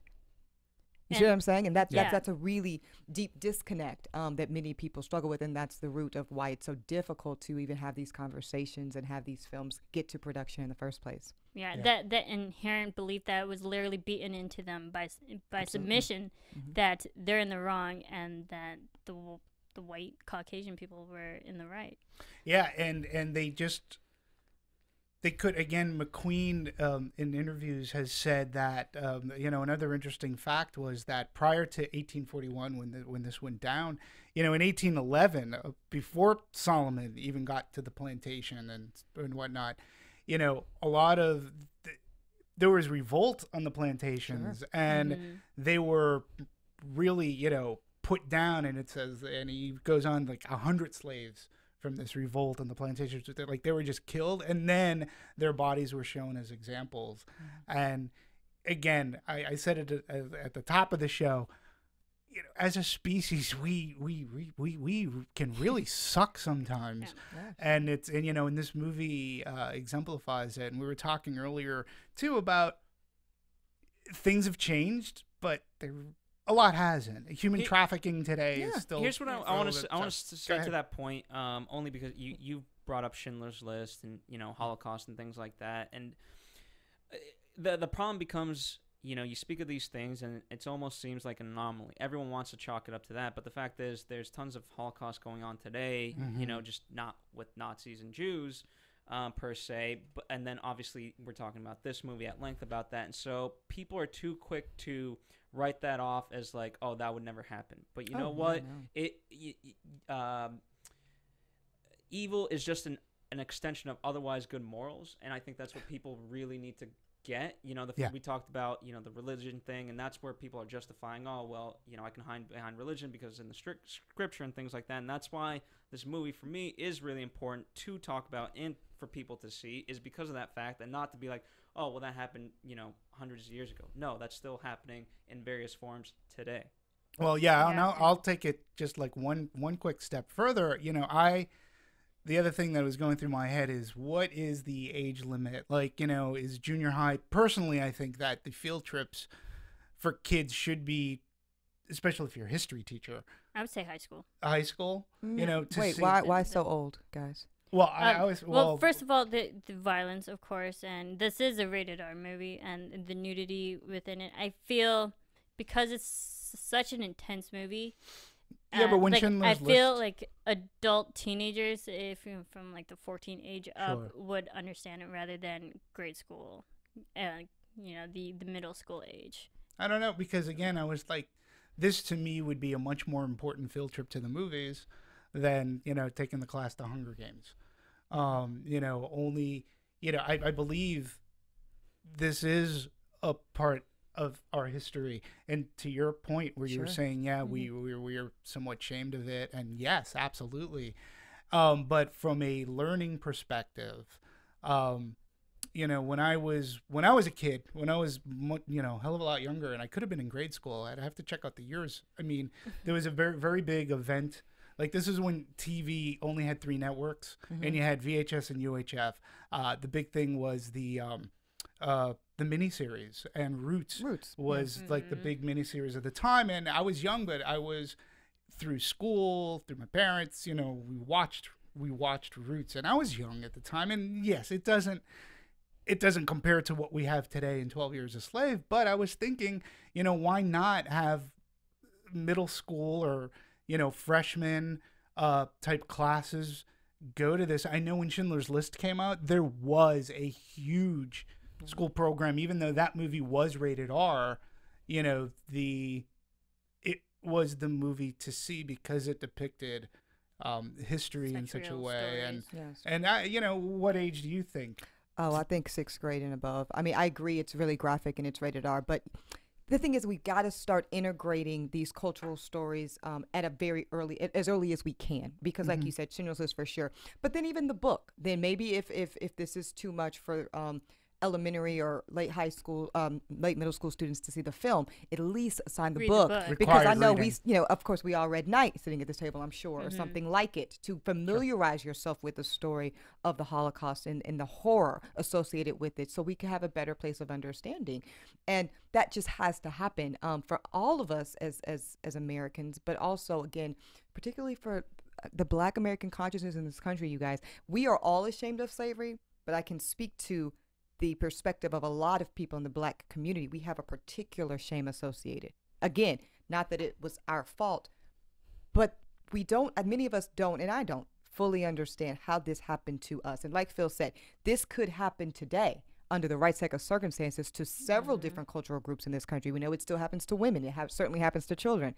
So we just really have to get to a deeper level of understanding about these things before we can be secure in that it won't happen again in this way. I agree. I think for the book, definitely middle school age, like you said, because even in middle school, we're reading The Diary of Anne Frank, Absolutely. which it has this exact same thematic themes throughout it. But for the film, as a film, I think you should watch it while you're older, while you're old enough to comprehend the severity of what's going on. Sure. You know, it's going to your point. In doing my research, I found a thesis from this gentleman. It's from the university. He's a PhD associate professor of history, University of Miami. The gentleman's name is Edmund Abka, and he was writing about 12 Years a Slave, and he goes on to say that the movie may be the instigator for cultural conversation about a chapter in history that is still not yet fully explored in high school history classes, because it is too unpleasant, ugly, and too shameful to remember that this was once the face of America. You know, he goes, and that sentiment is alive and well. It happened so long ago. He goes, you know, that now we have a Black president. Why should we even worry about that? Well, let's get over it. But the slavery era is deeply woven into the fabric of African American experience. The resilience of the people who survived and resisted and forged new identities and cultures and music is extraordinary. The violence is on one side of it, but another side is the complexity of the individual. Some slaves killed themselves so they didn't have to suffer. Some struggled through it to provide for their families. Fathers did whatever they could to protect their children. That complexity is often lost when you focus too much on the horror and the brutality. People preserve their lives despite these incredible challenges, and in the long run, they thrived. And the lack of neat resolution, what we talked about in 12 Years a Slave, no resounding triumph over villains gives the film a haunting power that connects it to present day. Yes. And again, what we just talked about, I find that it's and it's true. Yeah. It resonates. And I think again when you look at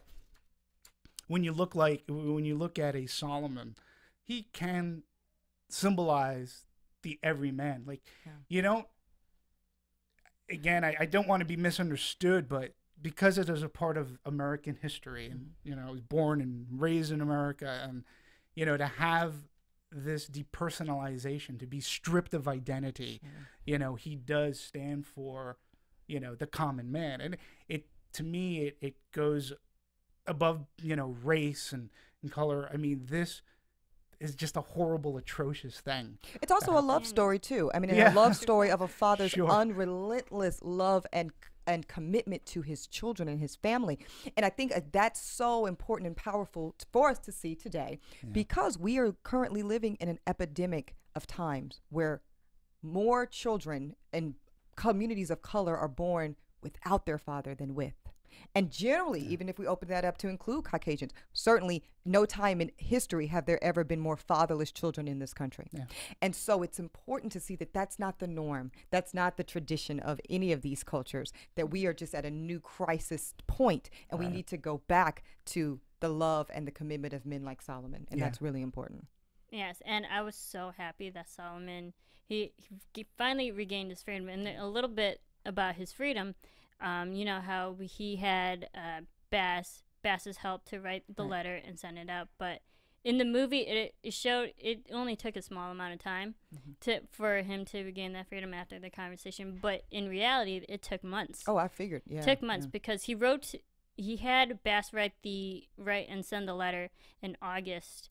I forget the exact year. I want to say 53, but and then Solomon didn't regain his freedom till like January of the next year. So from summer to winter, he was still in slavery, and he didn't get a response till weeks later, because to send a letter took about 2 weeks, and to get a response back during that time, we don't have email. Of course, you don't have internet and all Pony that. Express. Literally, instant gratification that we have nowadays. But so it took so long to get the word out and message, and then he developed this relationship with Bass, and Bass had promised him, he's like, well, I'm gonna do my best to save you. I promise I will help you regain your freedom. And he told Solomon that if you keep fighting to the spring, we'll get you out of here. We'll get you reconnected. And he had his family finally got the letter that he was sent out, and they found people to help. So I thought the story behind the freedom, we didn't really touch upon that in the movie, but the real life story that happened behind that, and his freedom helped. What I like about that is that, throughout this whole thing, he's trying to find one person to kind of connect with that is a white person who can help. And so, while you have one person that can make life hell, it also takes one person to make change within any person's life.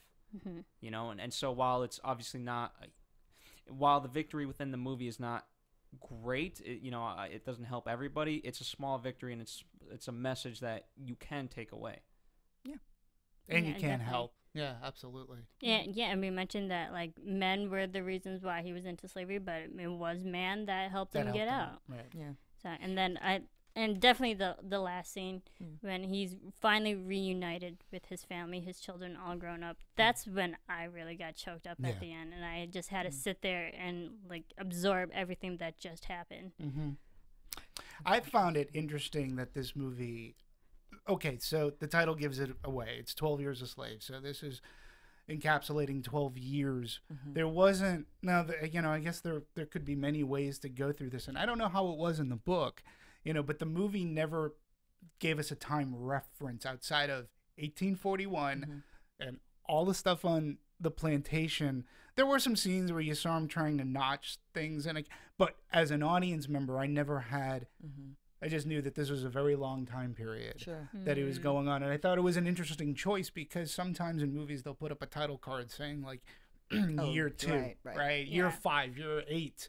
This happened then, and it chronicles this. But to me, I felt it more powerful that didn't happen, because I just knew that this was a very long period of time. And it felt like a long period of time. It felt a long period of time. It felt I like real I didn't time. need to know what year it was, so to speak. Well, you could see the age in Solomon's face and Sure. just his physicality. It was just incredibly powerful. And if you guys touched on this, we can move on from it. But I wanted to speak a little bit about the role of the black female slave, particularly Patsy, but also the character played by Alfre Woodard, because it's a really nuanced conflict that you had to, and that for me, watching this as a black woman, I kept imagining how I would handle that and what would be my rationale behind it, because there's certain choices you can make as a slave woman that might make life more survivable for you, and at what expense and at what cost, and also, is it even really a choice? And how do you live from that? Actually, we saw this angst from this. Remember when Solomon was first captured into slavery, the woman who was separated from her children? Right. Yes. She talked about that to him and made that confession, and you could just see it was like the horror on her face. Like, I've done things, unspeakable things to, be able to survive, and now for what? So it's For nothing. For nothing. And just the sheer horror associated with that was just something that, I don't know. It just, I still don't know how I feel about it. But and I think the interesting, I'm glad you brought that up with Alfre Woodard, who played Mistress Harriet Shaw. Yes. She was a free woman who has class, who seems educated now, and she was like the ideal free black woman that Patsy aspired to be. Yes. Yeah. Definitely wanted to be. Sure. And I think it was because she always wanted it to go back to Harriet Shaw for those moments of comfort. Yeah. When she wasn't on the plantation, she was with Harriet. Yeah. And when I'm sure it was probably Harriet that told Patsy, like, you gotta keep yourself clean. You have that good hygiene, and that's why Patsy went back to Shaw to get that bar soap. Yeah. Not understanding all the while that she was never in a position to do end up that. being her anyway, and that's the extra tragic part about it. Absolutely. Yes. I did like how they did touch upon a little bit of the female perspective within the midst of the movie. Yeah, really critical. I mean, I mean, maybe I'm biased because I am a woman, but to me, her story was as compelling as Solomon's. And it just goes to show it's not just the men. It's not just Solomon's story. Yeah. It's also, this is a country, nationwide problem that was going on during that time. It's not just, it was all genders that was going through that. Taking it a step further, like, again, since you mentioned Alfre Woodard's character, Mr. Shaw, I mean, that warrants a story to, how did you get in that position? What other sacrifices, and that character is in the movie for a short time. Yes. 5-7 minutes tops. Not even. But yet, it's so powerful.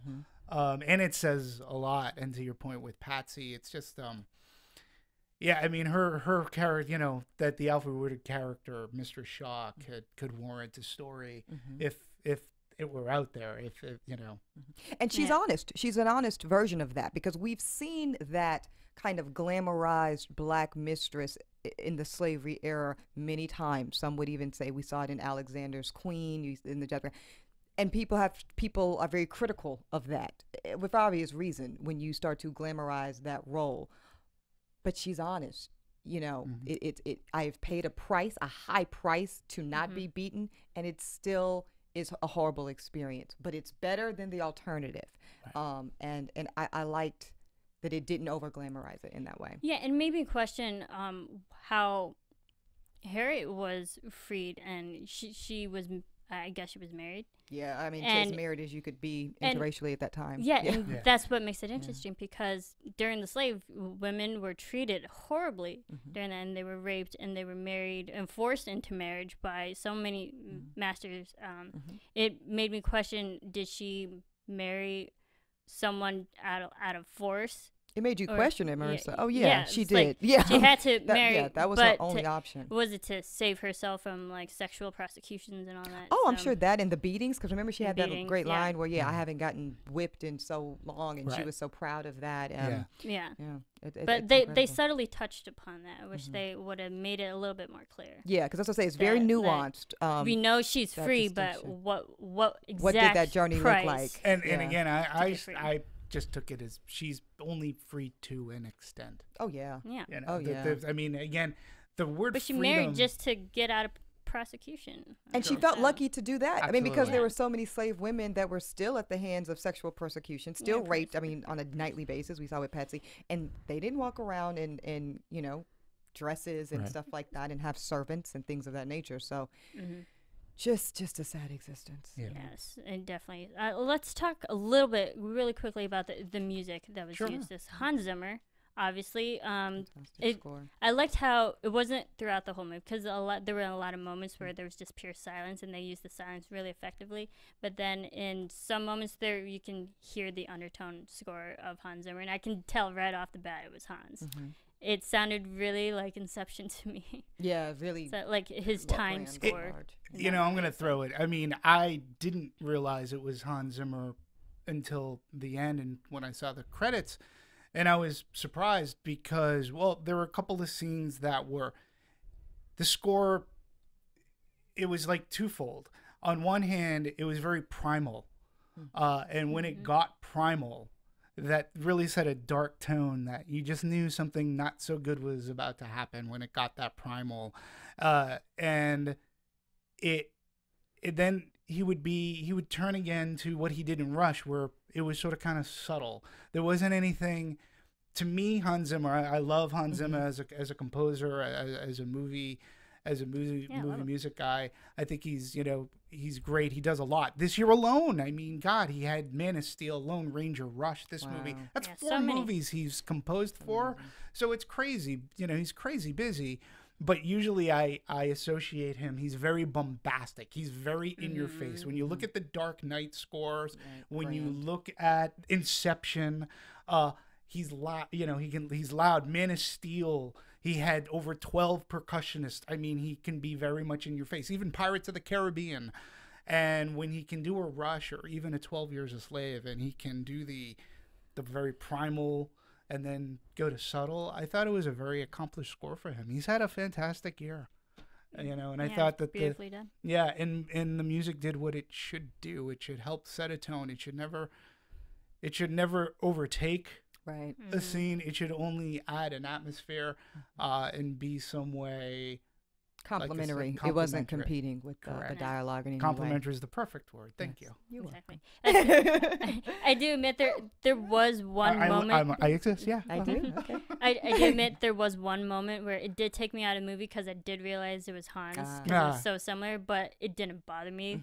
What I- scene I- was that? I can't remember it exactly off the top of my head, but I could tell it was Hans. Just all of his music because I'm a big fan of Hans. I've Yeah. listened to most of his music, so there was just that one moment I was quickly taken out of the movie. But Phil, overall, what it was are well your done. thoughts on the score? I didn't realize that it was Hans Zimmer, but there was definitely points when I was listening to it, I was like, this kind of sounds like the ending to Inception. yes, Good with the soft piano. and the violins Yeah. that was going on. But in then, the scores. what I loved about it is you had such a mix of, you had score, then you had Solomon's violin, and then you had slave songs is it, pardon if I don't know the term. I'll say it for you, Phil. That's Negro spirituals. Mm-hmm. Fair enough. There you go. Thank But you. can you Thank you. speak, because Yeah, no, that's a huge. Actually, how could I forget that incredibly powerful scene at the burial of Oh this- yes, oh exactly. my God. I have that in my. notes as Yeah, well. no, the use of Negro spirituals incredibly significant, because just as much as the overseers and slave masters used religion to condone slavery, Mm-hmm. we as Black people, coming from African heritage and maybe Christianity not necessarily being our native religion, but to the extent we were exposed to it here, it became our only lifeline.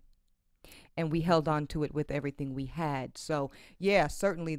And that's why the Negro spiritual in many churches across this country still persist in some way, shape, or form, because it is kind of that foundational root. And even modern jazz, modern R&B, you listen to Ray Charles, all of those influences date back to gospel, which indeed date back to the foundation of the Negro spiritual in that way. So And the particular burial scene, I found it in just the character-wise, when Solomon, because throughout the whole movie we see everyone singing, but Solomon hasn't yet. Right. And this one, Solomon finally gives in and he starts singing. I felt that at this point in the movie, he kind of accepts that he is a slave, just like everyone. He realizes his possible fate. I'm half with you on that, Marissa. I think it was a moment of acceptance for him, but not necessarily that I'm now going to acquiesce to slavery in the way that I see these others. Maybe more so, I'm going to stop resisting the community that I am a part of in this way. So not necessarily embracing himself as a slave, but joining into the community around him and like understanding solidarity. that but I still agree. seeing himself as separate and not buying into the slave mentality, but while still embracing the community, which was beautiful. Yes, it was a very well done scene. Absolutely. So this movie, overall, it was beautifully executed, and it's coming upon award season now. Do you think with the actors and whatnot that they should get recognized for this type of movie? Yeah, absolutely. I mean, from a movie standpoint, as I talked about earlier, what's amazing about this movie in particular is the momentum that it's gaining. It is, at this point, it's becoming a freight train, and it's going to be, we're going into the award season. We're going into the holiday season, which is predominantly a big commercial movies. And this movie is going to continue to weave its path through the Ender's Game, through the Hunger Games, through, all of these other big movies, for entertainment purposes. And, then it's got some other, we still have like American Hustle, Wolf of Wall Street coming out. But this movie, because, and again, I'll bring this up to marketing, I think that, they've done a fantastic job. They picked, it was very smart of them to go from late December to early October because they're able to build that swell. So come December 31st is what, that's the last day for the year. Last time a movie can, you have to open up your movie before that date in order to be considered. This movie is building up such a swell already, so that even though all these other big blockbusters are going to come out, 12 Years a Slave is going to continue to grow. It'll be continued to talk about. It'll be talked about in December. It'll be talked about in January. The story with 12 Years a Slave is still relevant no matter what time of year you're watching it. Yeah. And so that's the great thing about this movie. It's so timeless. Yeah, and so when it comes Academy time, I would be shocked if it wasn't up for things like Best Picture. I would be shocked if Chatwell didn't get Best Actor nomination, if Fassbender didn't get Best Supporting Actor, if Steve McQueen didn't get, even Lupita, she such a breakout role, breakout role. So she's gonna be working for the rest of her life now. She's amazing. I have to say this though, this is interesting. First, a question for everybody, including you, Phil. Anybody on any of your social media timelines, Facebook or Twitter or anything, saying that they were not going to see the movie? Did you guys see any of that? No. I haven't. I haven't read anything about people not wanting to see it. Yeah. I always hear about the people who have seen it and then want to talk about it. Okay, but nobody's saying I'm not going to see it. Yeah. Nobody, I haven't encountered. In fact, I've encountered the opposite. I've encountered the. This seems to be the must see. I'm really glad you're saying that. Phil, same with you. No, you've not seen any opposition. I hear a lot of people that were resistant to see it, but then did see it and love that they forced themselves to watch it. Okay, so I have not seen any non-Black people resistant to seeing this movie. In fact, it's exactly what you just described. They've been very, not excited, but curious, intellectually stimulated, and motivated to go see the film. I have seen many in my community say that they have they are upset about the film. They don't want to go see it. And again, I think it goes, and this is surprising. Yeah, and that's why I just had to use this platform to speak about this, because it goes back to this issue of shame. The narrative goes, I am tired of seeing films that depict us in a subservient way, whether it's The Help. And that's why I brought it up for this conversation, because there was a lot of backlash. You know, I thought Octavia Spencer was amazing in The Help. I also thought Viola Davis was, and all the actresses were. But there's a lot of backlash for, why do we only get Academy recognition when we are in those types of roles? So all that to say, I wanted to know from you guys, and I wanted to share my opinion on it. I believe it's Chiwetel, the lead actor. How he doesn't at least get a nomination, and quite frankly, unless I'm blown away by something I haven't seen so far, he wins. But I know that he will receive backlash probably from the Black community, because again, of course he gets it because he's playing a slave, because of the ignorance of not understanding. He's not just playing a slave, he's telling the story of American survival and resilience and perseverance. You know, So I mean, exactly. to me, and I think this is what makes the movie above and beyond what you were saying. Yes. You know, to me, again, as I was watching it, I apologize for being repetitive, but you guessed. Yeah. What I was saying, you know, I'm a huge movie fan and I love science fiction a lot. To me, this played almost like a bizarre Twilight Zone episode, where you take an everyday man who has the normal life. Normalcy. He's got the family. He's got this. And then he's ripped away from that. Yes. He's thrown into the slavery. He's thrown into a world he's so unfamiliar with. And why am I here? Yes. And usually stories like in science fiction, usually very good science fiction always holds a mirror up to society. I found that this movie holds a mirror up to society even today, but it's not science fiction. It's true. I had to keep on reminding myself, this isn't a made up, this isn't a story, it is a true morality tale. It is a true story. And I had to keep reminding myself of that. And for all of those reasons, that's what made this movie. This isn't just a story about like slavery. No, and I think that Steve McQueen was right. His instincts were correct. He didn't want to make a slavery movie. It was best to see what happens when you are dehumanized. What happens when your identity is stripped. It's a story about identity. It's identity. It's a story about identity. I have two questions for you guys. Well, one's a question, one's a point. First one being, how do you hold it up to The Butler? Not in the sense of, you know, in comparison, but when you kind of, you know, as Ebony was speaking, you know, people getting honored, there's a lot of talk about The Butler being a great movie and people deserving nominations for that. And, you know, so I think it's very much in keeping with the notion that Emily brought up was why just these movies? And, you know, and so also, how do you kind of, for lack of a better term, split the votes, you know, what, you know, in terms of like, okay, well, is The Butler going to take certain things, whether nominations or awards, or does, you know, 12 Years a Slave?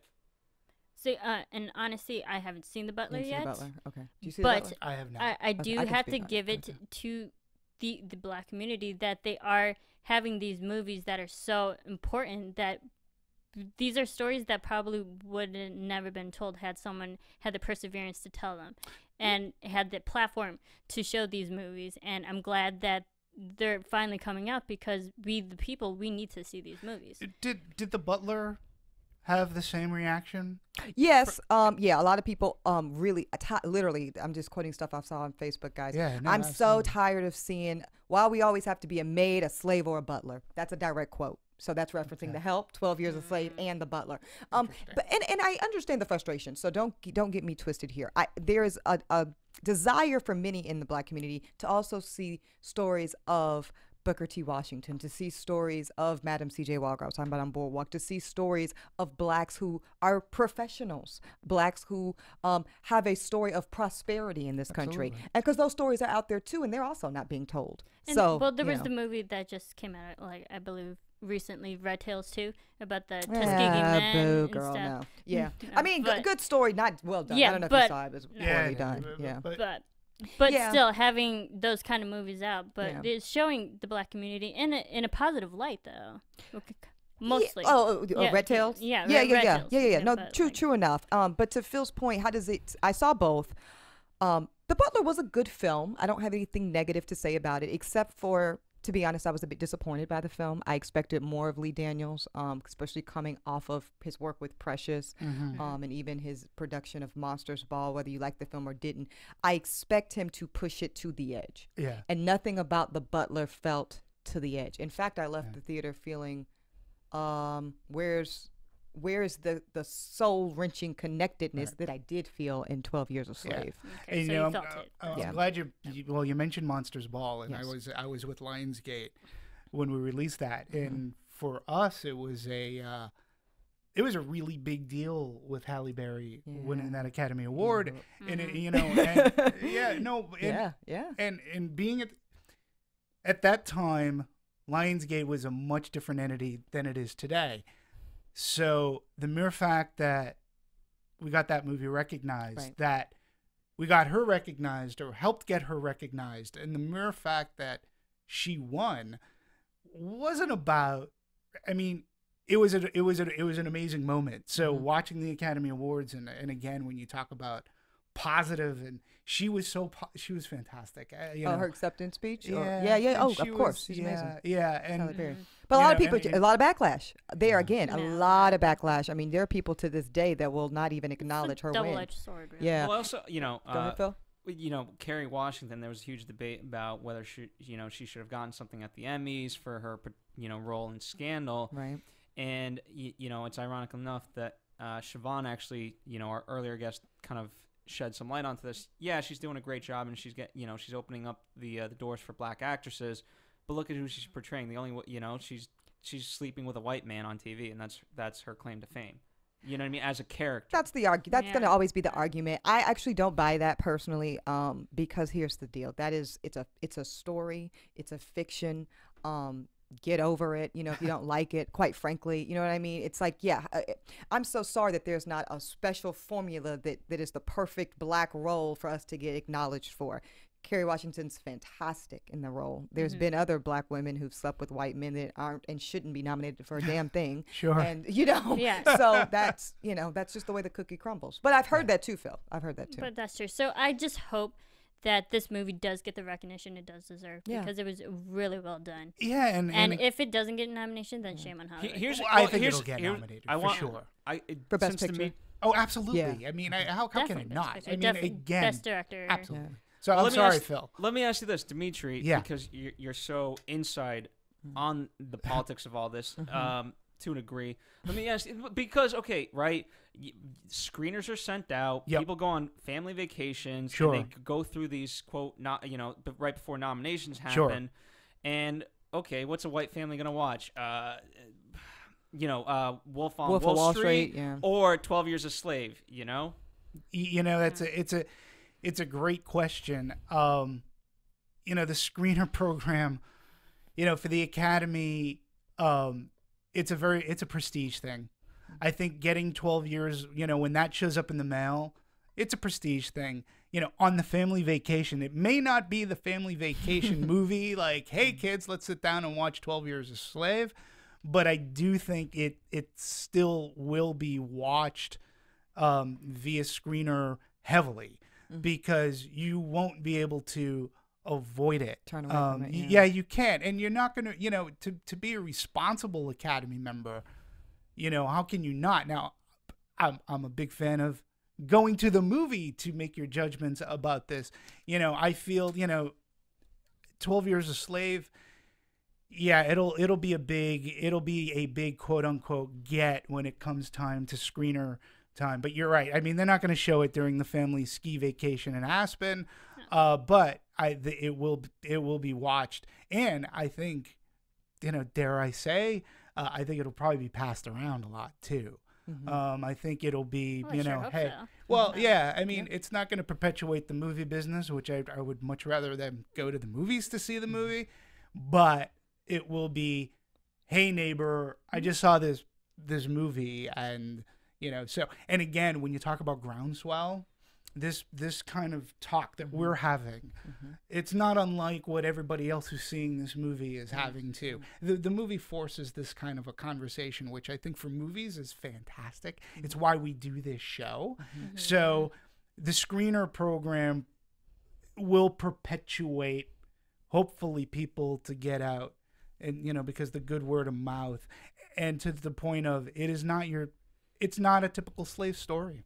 It is not. really about like what you were Identity. saying. It's Very totally little, about identity. like the percentage for the people who actually regain their freedom is so low. Yeah. What do you think, it's- Phil? Yeah. Sorry, I didn't mean to cut you off. No, Apologize. it was a concern of mine that and I kind of just wanted your insight on it. Yeah, Yeah, well, so- yeah. but- And I hope that, I mean, it's too important a film to not nominate. And if honestly, if that's the reasoning that it doesn't, shame on everybody. yeah, shame on let's just say, let's take importance out of it. It's too good of a film. It is good. It's too good of a film not to be nominated. Importance is one thing. We can be hand-fed and we can be, spoonfuls of importance. That doesn't make a movie good. This happens to be a very good movie that happens to be a very important movie. So, for those merits, they should judge it not because it's just important, but they should judge it because it is very I agree. good. Because honestly, if I don't expect many nominations for The Butler, to be honest with you, and I love Oprah Winfrey to death. Would give her my kidney. And same with Forrest Yeah, Whitaker. and He's amazing. honestly- But it was an important movie. To your point, not in my opinion the best. Yeah. And honestly, because I still haven't seen The Butler, Mm-hmm. but I think that's why The Butler was so big, because we had Oprah's name on Right. it. Mm-hmm. It helped. I mean, It obviously helped. definitely yeah. helped. If that was It- Forrest Whitaker Yeah, and no, Octavia Spencer, probably not the Yeah. same Yeah, reaction. absolutely. it definitely Yeah. helps, but because we had Brad Pitt in this movie, and you think it would do kind of the same thing, but no, it didn't, and it didn't need it. And didn't Fox, need it. again, I will say, Fox Searchlight, they didn't go front and center with Brad Pitt. No. No, And and this I'm is glad that really- they didn't. Yeah, me too. I'm really So, glad they yeah, didn't. I'm In glad fact, that I they wish didn't. Brad would not have cast So- himself in the film, to be completely honest with you. Second person who said that today. Yep. Yeah. Especially in that role, it looked a little contrived, to be honest with you. And I like Brad Pitt as much as the next person, but coming in to save the day, I didn't. It was contrived. Well, since we are But- talking, since I've brought up marketing, I think this is, I got this from the LA Times about Fox Searchlight agreed to distribute the movie independent. It's an independently financed movie. And some of the studio execs, as they always do, they were worried that the film might be too harsh for large numbers of moviegoers. And in fact, the studio didn't pay anything for the distribution rights, agreeing to share the box office proceeds with the financiers of 12 Years a Slave. So, I find that to be, that's a great story from a marketing perspective. It was independently financed. We talked about how it was like 35 days. It was a 35-day shoot. Everything's up on the screen. And it just happens to be a very good movie with some very great performances as well. And you So can't, well acted. you can't shy away. You can't turn, Chitwell, if it was fantastic. And that's what I'm Michael really. Fassbender- Oh, he was amazing. I wasn't that familiar with his work until this film, and then now I'm going back and seeing other things he's been in. He's phenomenal. I really hope if they get the nominations, and I do believe in possibly some of these awards, I really want all of us, I'm talking about all communities, including the Black community, to give credit where credit is due. These people will not be walking away with Academy Awards because they played a slave in Hollywood. Yeah. That's been done before. They'll be getting these awards because they were the best actors of the season. And I hope that's fully appreciated. Yeah, I think so too. I hope, I hope so. It should get, the recognition for being the movie that it is. Too many times, we are forced to watch important movies, and it feels like you're taking medicine. Exactly. Yeah. And sometimes you are. And going into watching this movie, my friends that I know at Fox had said that it was very good.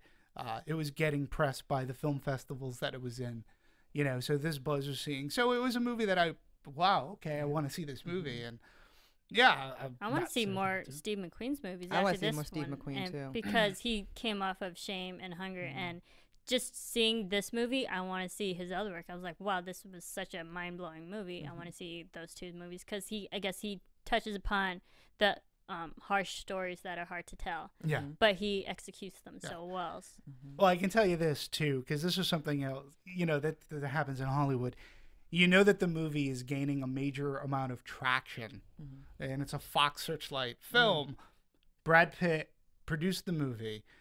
that Paramount is actually with Brad Pitt's company. They're feuding over 12 Years a Slave. Paramount is basically saying the executives of Plan B breached the company's deal with the studio by failing to offer Paramount a chance to finance the movie. And of course this happens in After Hollywood. the Like fact, if the movie flopped, right. No They one would- be they saying wouldn't be anything. fighting for Paramount Yeah. would be, okay, Brad, when are you doing the next World War Z movie? Mm-hmm. You know? So I just find it interesting when a movie like this does take traction.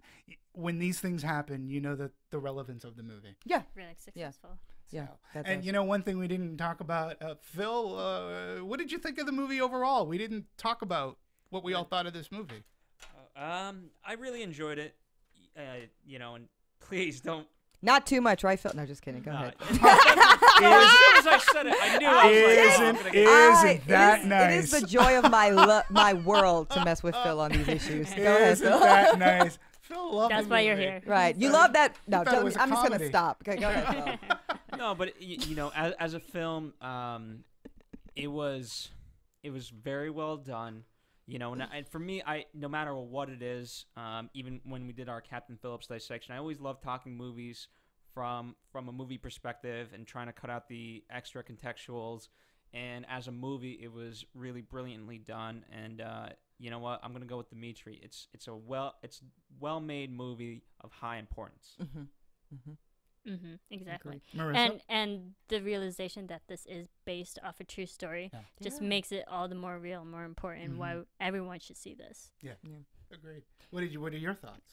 This movie was great as a film. It kept my attention the whole time. I realized I knew it was about a free man who was forced into servitude.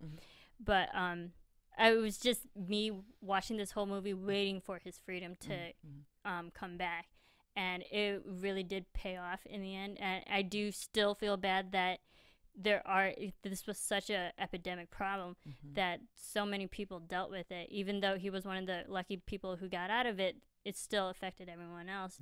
And there was that one moment near the beginning of the movie where he made that quick friend who quickly regained his freedom the very next day, and he just left him.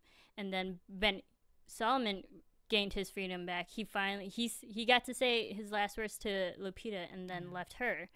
And it really just shows the importance of freedom, that it means so much to you, but it still affects everyone else. Here's what I want to say real fast before Ebony and Demetri have their kind of final thoughts.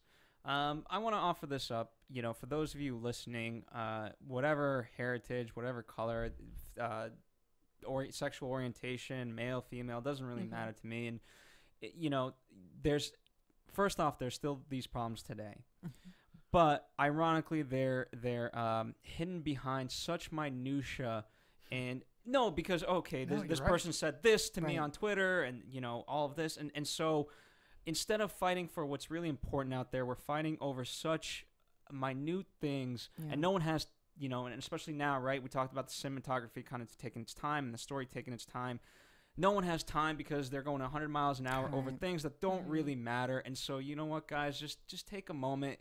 And you know what? Realize that you don't have it as tough as this. Yes. You know, and if you are, and you know what?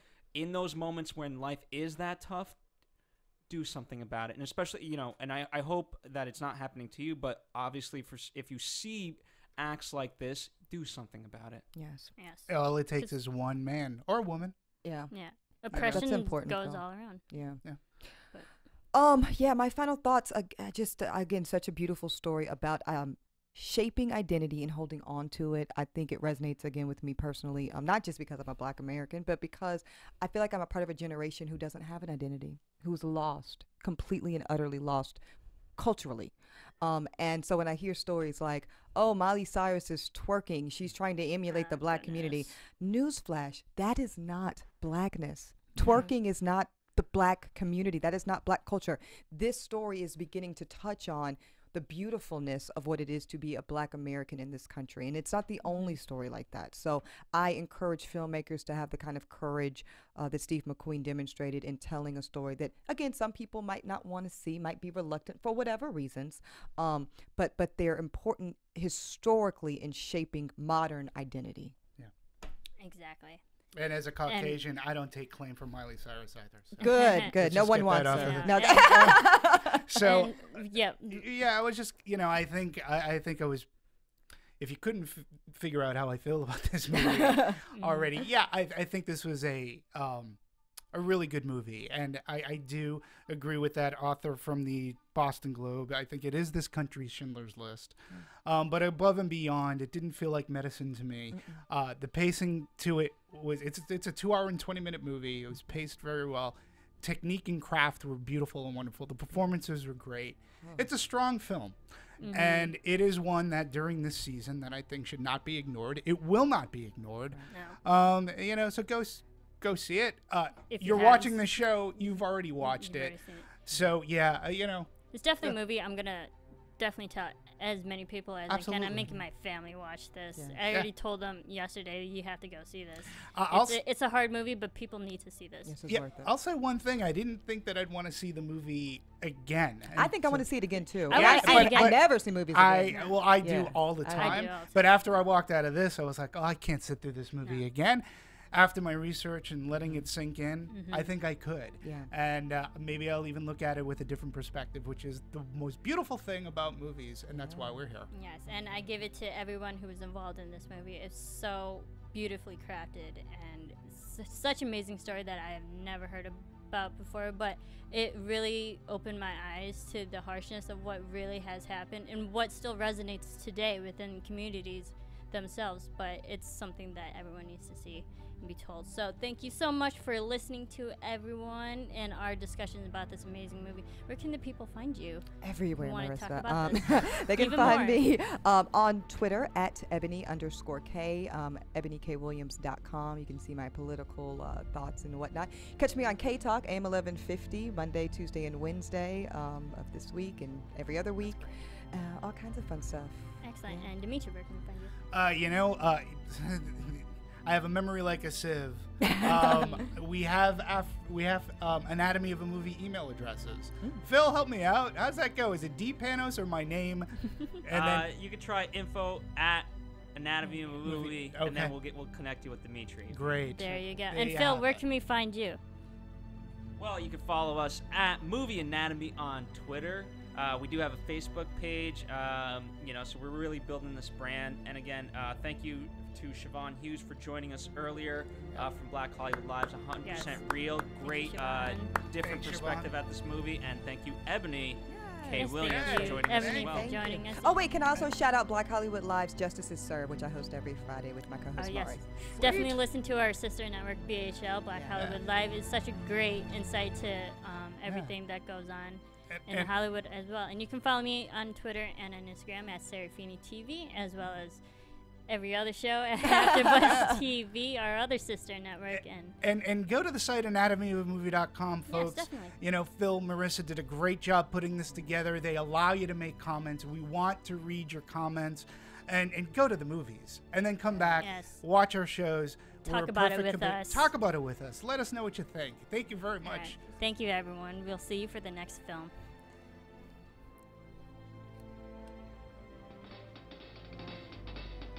From producers Maria Menounos, Kevin Undergaro, Phil Svitek, and the rest of the Anatomy of a Movie staff, we would like to thank you for listening and subscribing to the show.